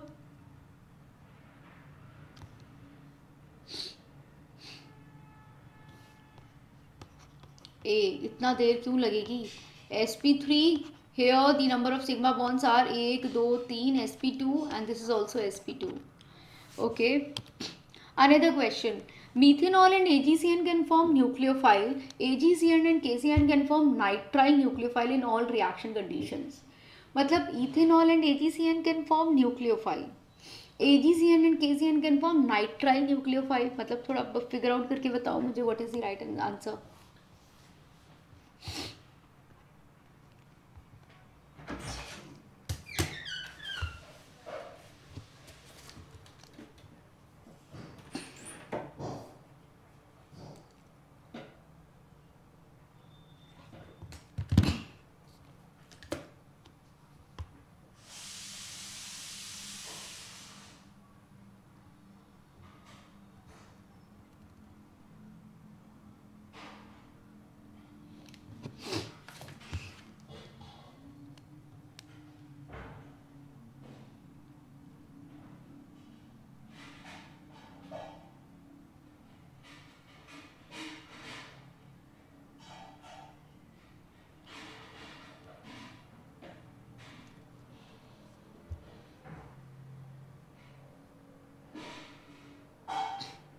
What's the reason behind it?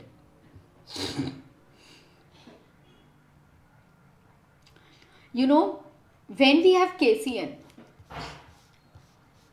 ethanol in the presence of AgCN can form nucleophile. ये क्या nucleophile बना सकते हैं? What nucleophile they can form? ये हमारा इथेनॉल से we will be getting the ethoxide ion. ये हमारा HCN बन जाएगा. ठीक है, ये हमारा HCN बन जाएगा and we will be getting, ये हमारा HCN बन जाएगा and we will be getting the ethoxide ion C2H5O negative, हमारे को इथॉक्साइडाइन मिल जाएगा. But if you will be talking about the AgCN and KCN, क्या AgCN में this will react with this K? No ना. और ये जो हमारा AgCN होता है, this KCN gives us the cyanide as a nucleophile, लेकिन this AgCN gives us the isonitrile as a nucleophile and in all reaction conditions no, this is not true. Okay, सभी reaction conditions में हमें मिल जाएगा, that's not true. ये जो silver cyanide होता है, many times when we do the reactions with the AgCN ना, तो यहाँ पे हमारे पास rather than cyanide as a nucleophile का अटैक होने के AgCN नेगेटिव में हमें आइसोसाइनाइड यानी कि NC का अटैक होता है. मतलब you are getting isocyanide. Isocyanide usually form होता है, क्या फॉर्म होता है? Isocyanide. So what I am saying is, let me repeat it again, कि जब हम लोग KCN से रिएक्शन कराते हैं, ठीक है, ये मैं बता रही हूँ for your information, whenever we do the reactions with KCN, यहाँ पे हमारा साइनाइड बनता है, यानी कि cyanide as a nucleophile, as a nucleophile. But when we use AgCN, तो यहाँ पे हमारा आइसोसाइनाइड एज अ न्यूक्लियोफाइल होता है. और ये जो रिएक्शन होती है, this usually occurs in the presence of acids.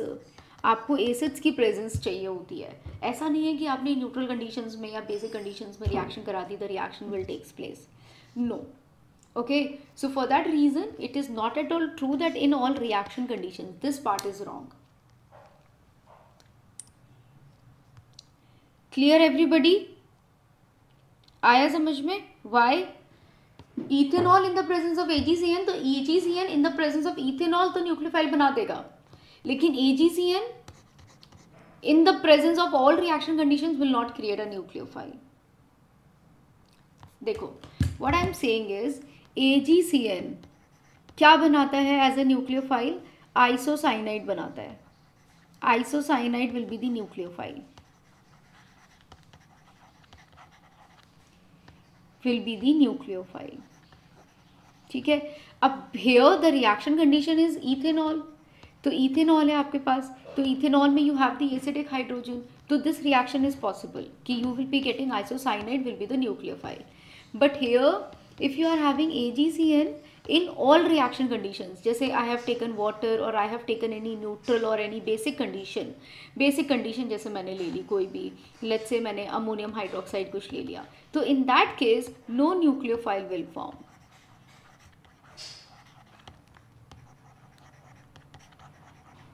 Okay, तो ये जो all reaction conditions हैं, in all reaction conditions this part is wrong.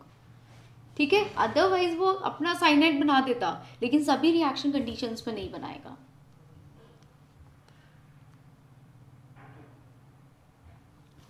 ये मैंने नो लिखा है, I have written no nucleophile will form, no.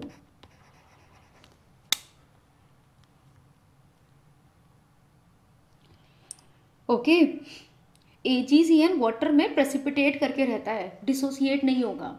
Okay, if you have done the reactions of, जब भी हम हेलोजेंस की रिएक्शंस पढ़ते हैं या सिल्वर नाइट्रेट टेस्ट के बारे में पढ़ते हैं, तो there we have to provide the acidic medium so that the dissociation occurs.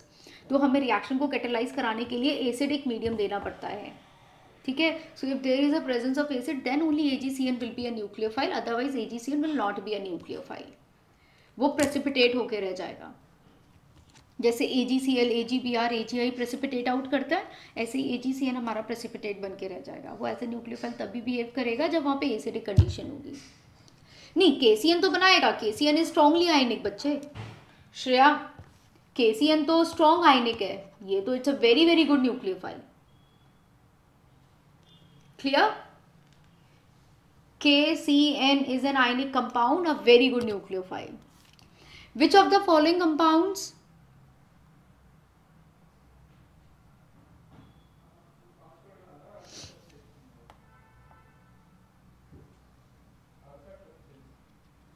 Which of the following compounds are metamers? इसमें से कौन से कंपाउंड्स तुम्हारे मेटामर्स हैं? Figure out. If you will see the metamers, metamers क्या होते हैं? Where we have any kind of the hetero atom, हमारे पास कोई ना कोई हीट्रो एटम होना चाहिए, तो उसके हिसाब से तो सी तो है ही नहीं है। फिर हीट्रो एटम में भी both the sides we must have the carbon chain, तो यहाँ पे we have the carbon chain, we have the carbon chain, we have the carbon chain, we have the carbon chain. इसको देखोगे तो यहाँ पे तो कार्बन चेन है ही नहीं, गलत हो गया। ये भी, ये यहाँ तो है बट इसमें तो नहीं है ना, बी नहीं हो सकता, सी नहीं हो सकता, व्हाट अबाउट डी, यहाँ पे कार्बन चेन है बट यहाँ तो नहीं है, तो what is the right answer? क्या हो गया right answer? Option number A, this is the right answer. Why? Because हमारे पास कार्बोनिल ग्रुप मतलब यानी कि कोई हीट्रो एटम होना चाहिए, and on both the sides we must have different functional groups attached. Another question, number of acyclic structural isomers for pentene are? Acyclic structural isomers for pentene, pentene के लिए कितने होंगे? We are just about to finish with all the questions, we are left with only 1 2 3 4 5 6 7 8 9 questions are left बचे। Okay, let us do fast, जल्दी जल्दी करते हैं। Number of acyclic structural isomers for pentene are, pentene बना सकते हो तुम 1 2 3 4 5, ये कर दिया। You did like 1 2 3 4 5, you did like this.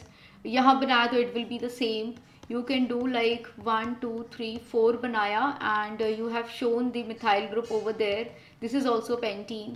You can show it like this कि ये बनाया, and then after you have दोनों मैंने मिथाइल्स अगर यहाँ पे बना दिए तो it will be different होगी, ठीक है। मैंने ऐसे कुछ कर दिया,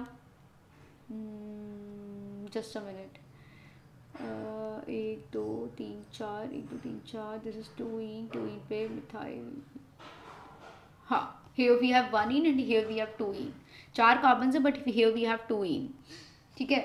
आई थिंक या it is not the same now,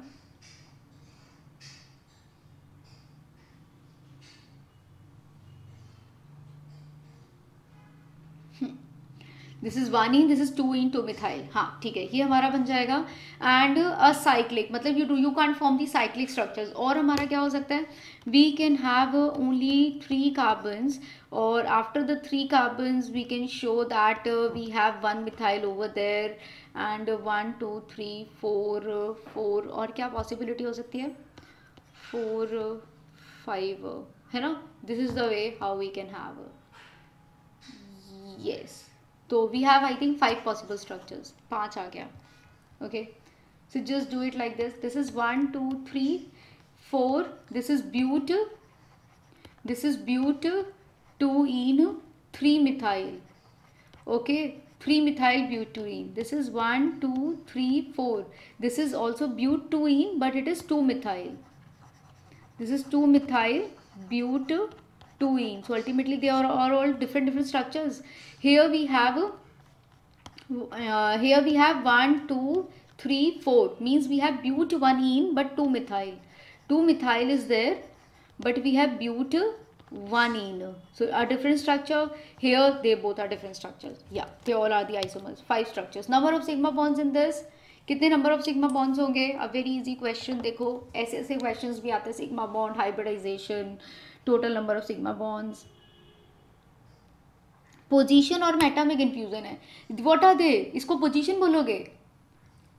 we have a double bond attach ना, मतलब कार्बन कार्बन तो है, whether it's a chain isomer और position isomer, it's a position isomer, इसे चेन मत बोल देना, क्योंकि यहाँ पे we have a functional group, we have a double bond, तो डबल बॉन्ड के अलॉन्ग वो पोजीशन बदल रही है। हमने यहाँ पे इसे 2 पे मिथाइल पोजीशन बोली थी, यहाँ पे हम कह रहे हैं कि नहीं 2 पे मिथाइल नहीं है, 3 पे मिथाइल है, 3 मिथाइल ब्यूटुइन है, ये 2 मिथाइल ब्यूटुइन है, so the position is changing. तो जब भी किसी ग्रुप का पोजीशन बदलता है तो उसे पोजीशन आइसोमर कहते हैं।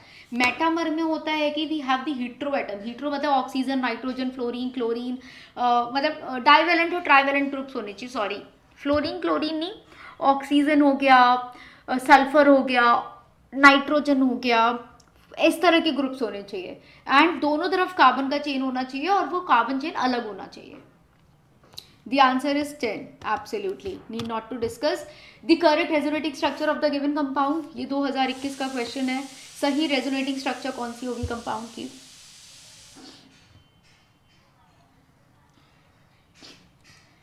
Which is the correct resonating structure of the following compound? Option number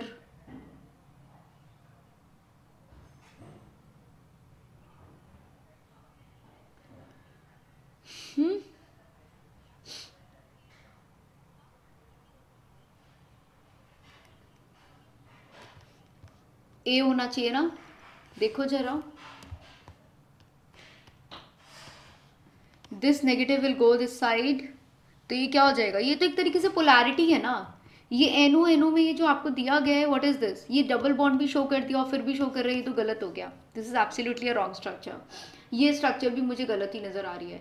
nitrogen बना रहा है 1 2 3 4 5 बॉन्ड्स बना रहा है, फिर पॉजिटिव चार्ज, कैसे हो सकता है, मतलब दिस स्ट्रक्चर इटसेल्फ रॉन्ग, मुझे तो सारी स्ट्रक्चर्स ही गलत नजर आ रही है, only the structure number A is right, क्योंकि नाइट्रोजन कैन फॉर्म 4 बॉन्ड्स तो बना सकता है, सो अल्टीमेटली ए को I can write it like this, let me change the color, A को I can write it like this कि this is O double bond N, this is your O negative and here you have a double bond this as and this as positive, ये है तुम्हारा question, तो ultimately this negative charge will go here, ये यहाँ चला जाएगा, this is a correct resonating structure, A is the right answer.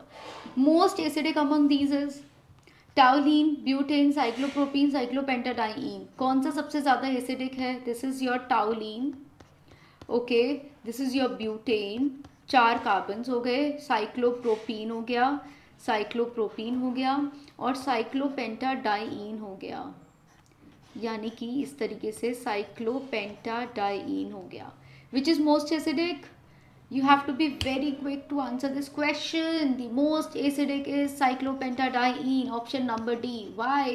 क्योंकि ये वाला जो तुम्हारा sp3 हाइब्रिडाइज कार्बन है, इसको भगाओ, जैसे ही इसको भगाओगे तो you will be getting the conjugate base which will be like this and this is aromatic, यानी कि this is a highly stable conjugate base, तो इसीलिए this hydrogen is most acidic. Ma'am 60 question में आपने 5 वाले में बस कंटिन्यू काउंटिंग राइट से कर दी थी, तो वो तो सेम ही है ना 4 के। 60 वाले क्वेश्चन में क्वेश्चन नंबर 60 वाले क्वेश्चन में आपने 5 वाले में बस काउंटिंग राइट से कर दी थी। अच्छा ऐसा है क्या, एक बार ही देखें क्या हर्ष, जस्ट अ मिनट, हो सकता है कुछ गलत हुआ हो। अगर मैं यहाँ से नंबरिंग करती हूँ तो वैसे मैं यहीं से करनी चाहिए थी मुझे, या एब्सोल्युटली यू आर राइट, तो हो जाएगा ये 1 2 3 4, तो ये हो जाएगा ब्यूट 2 इन और 2 मिथाइल, हाँ बिल्कुल 2 मिथाइल ब्यूट 2 इन, 2 मिथाइल ब्यूट 2 इन, हाँ तो ये और ये तो सेम हो गया, बिल्कुल बिल्कुल बिल्कुल, तो फिर फिगर आउट करो और क्या स्ट्रक्चर बनेगा तुम्हारा, ये तो गलत है, तो क्या 4 बनेंगे।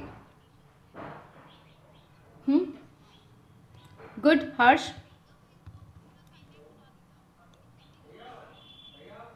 नहीं ऐसा भी तो कर सकते हैं,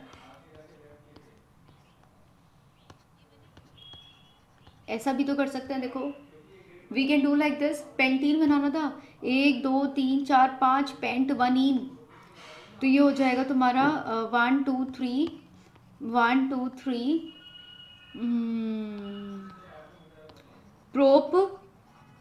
propene and this will B 2 2 dimethyl, हाँ 5th स्ट्रक्चर। एक्चुअली मैंने नेमिंग करना इसलिए शुरू किया था क्योंकि मुझे कुछ कुछ सेम सिमिलैरिटी लग रही थी, but when I started naming मुझे लगा नहीं नहीं अलग है, तो इट्स गुड हर्ष, समझ गए। तो हम ये भी तो बना सकते हैं, तो बहुत ही सिंपल है, मतलब ऐसे कर सकते हैं, जैसे पहले मैंने 5 कार्बन की चेन ली, फिर मैंने उसे 4 करने का ट्राई किया, 4 पे पॉसिबल केसेस देखे, फिर मैंने 3 करने का ट्राई किया, ओके इस तरीके से। मुझे कुछ डाउट हुआ था but then after IUPAC name भी लिख गया, वो भी अलग अलग आया, आई वाज लाइक ठीक है, 5 से ज़्यादा थे नहीं, तो आई वाज लाइक हाँ, but it was nice Harsh. Okay so got it, what is the right answer, why this is cyclopentadiene, which of the following is not aromatic, इसमें से कौन है जो एरोमेटिक ही नहीं है, जो एरोमेटिक ही नहीं है। इस क्वेश्चन को ये एक तरीके से रिपीट क्वेश्चन है, हम ऑलरेडी कर चुके हैं।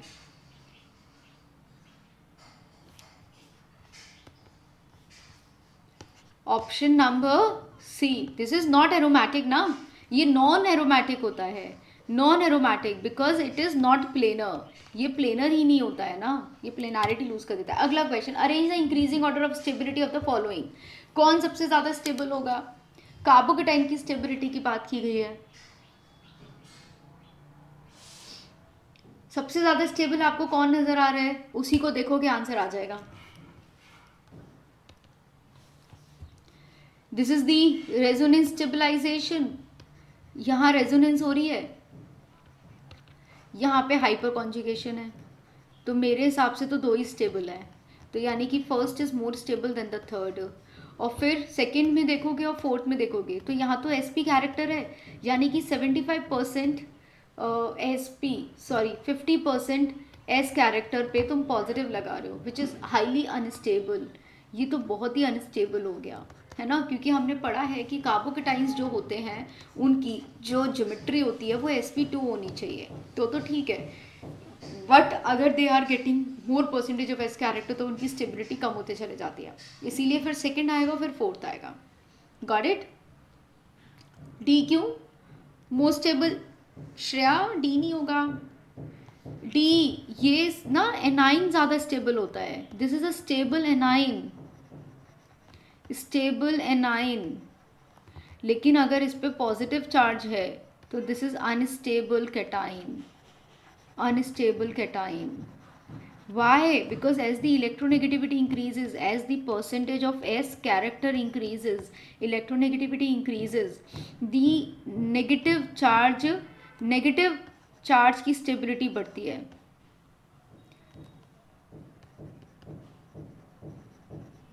Ability increases, ठीक है। अगर परसेंटेज ऑफ एस कैरेक्टर बढ़ता है तो इलेक्ट्रोनेगेटिविटी बढ़ती है, electronegative element negative charge carry कर सकता है, तो नेगेटिव के लिए तो स्टेबल होता है बट पॉजिटिव के लिए अनस्टेबल होता है। Another question, aniline is less basic than acetamide, lone pair of nitrogen aniline is involved in resonance. Aniline जो होता है आपका, एनिलीन पे I have discussed a lot, is less basic than acetamide, acetamide,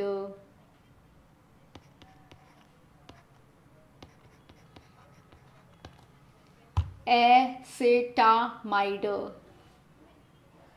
अरे मैंने कुछ गलत बनाया है,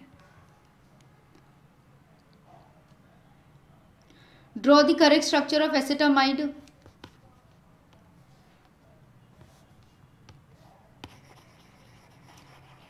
बेंजीन पे not necessarily, it is over the benzene.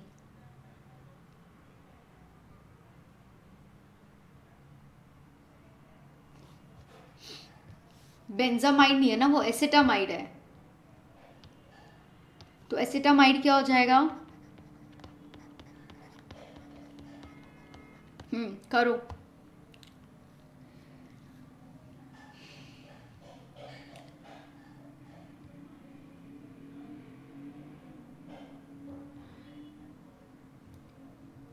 और दूसरा loan pair of nitrogen aniline is involved in resonance, यानी कि ये कह रहे हैं कि एनिलीन लेस बेसिक होता है, ये ज़्यादा बेसिक होता है, इसलिए कि lone pair of aniline is involved in resonance, क्योंकि ये रेजोनेंस में जा रहा है।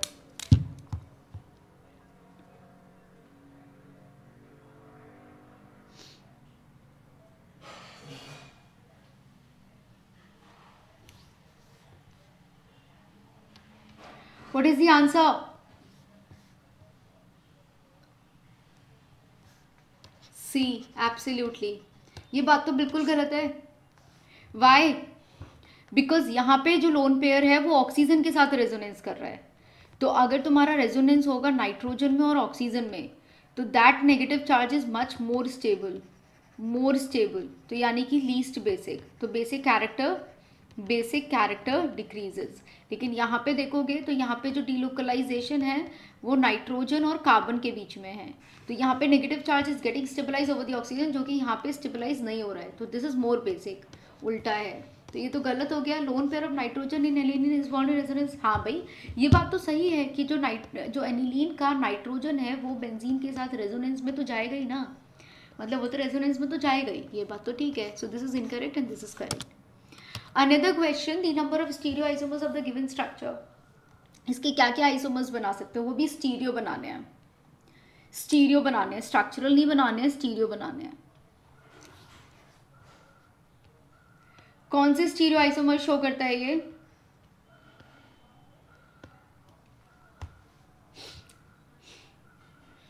The number of stereo isomers of the given structure.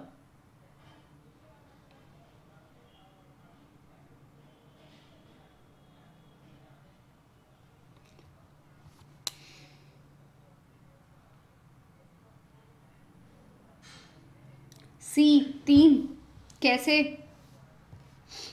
3 ये 3 या 2? You people are confuse with 3 और 2. स्टीरियो आइसोमर्स दो तरह के होते हैं, ज्योमेट्रिकल प्लस ऑप्टिकल. अगर आप यहाँ पे ऑप्टिकल देख रहे हो तो yes of course there is a restricted rotation. Restricted rotation है तो ऐसे भी हो सकता है कि एक मिथाइल यहाँ पे अबव हो गया, हाइड्रोजन बिलो हो गया, यहाँ पे हाइड्रोजन अबव हो गया, मिथाइल बिलो हो गया. तो ये तो तुम्हारा हो गया क्या, ट्रांस हो गया. फिर मैं इसका सिस भी बना सकती हूँ. फिर मैंने इसका सिस बनाया तो I can show that hydrogen below हो गया, हाइड्रोजन बिलो हो गया, मिथाइल अबव हो गया और मिथाइल यहाँ पे भी अबव हो गया. तो this is your cis isomer. तो यानी कि दो तो ज्योमेट्रिकल आइसोमर्स बन गए. Is there any possibility of the optical isomers? If you will see guys here these are the chiral centres. यहाँ पे देखो तुम्हारे पास कायरल सेंटर है, this is also a chiral centre, chiral centre, chiral centre. तो जब दो या दो से ज़्यादा कायरल सेंटर्स होते हैं, you have to look for the plane of symmetry. You have to look for the plane of symmetry. और अगर प्लेन ऑफ सिमेट्री देखी जाए तो जहाँ पे प्लेन ऑफ सिमेट्री एब्सेंट होगी, that molecule will be optically active. Okay, तो अगर आप यहाँ पे देखोगे, अगर मैंने यहाँ पे प्लेन पास किया तो ये प्लेन पास किया तो यहाँ पे प्लेन ऑफ सिमेट्री प्रेजेंट है. और प्लेन ऑफ सिमेट्री प्रेजेंट है तो मॉलिक्यूल मेरा ऑप्टिकली इनएक्टिव हो गया, ऑप्टिकली इनएक्टिव हो गया. तो ये तो मुझे ऑप्टिकल आइसोमर नहीं देगा. लेकिन अगर यहाँ पे देखोगे और मैं यहाँ पे इस प्लेन को पास करूँ, क्या मेरे पास प्लेन ऑफ सिमेट्री पॉसिबल है? Do I have a plane of symmetry? मैंने ऐसे कट किया, ऐसे कट करने से एक हाइड्रोजन नीचे जा रहा है, एक ऊपर जा रहा है, नहीं है प्लेन प्रेजेंट. और मैंने अगर हॉरिजॉन्टली भी कट किया तो हॉरिजॉन्टली भी कट किया तो भी मैं ये देखूंगी कि एक हाइड्रोजन ऊपर जा रहा है, एक नीचे जा रहा है, तो भी प्रेजेंट नहीं है ना. तो यानी कि there is no reflection, there is no reflection. आप कैसे भी इसे कट कर लो. तो यानी कि plane of symmetry absent.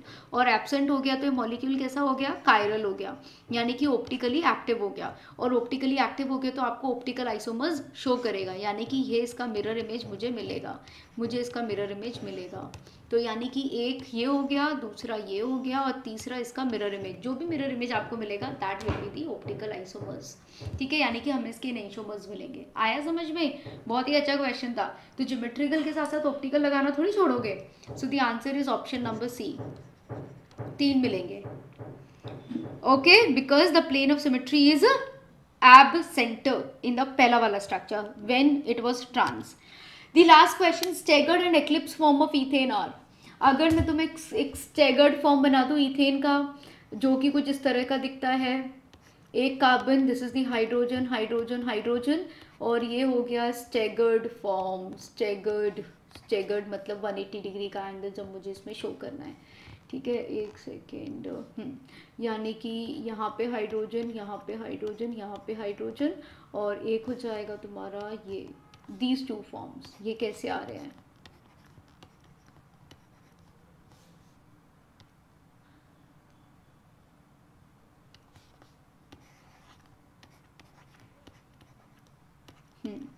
This is the staggered और एक्लिप्स. ये कैसे बने? ये दोनों घुमा के बने ना. यानी कि अगर मैं इसको जिस एक्सिस पे दोनों कार्बन्स हैं, अगर मैं उसको रोटेट कर दूं तो I will be getting the staggered और एक्लिप्स, है ना. So just by the rotation, so they are the rotamer.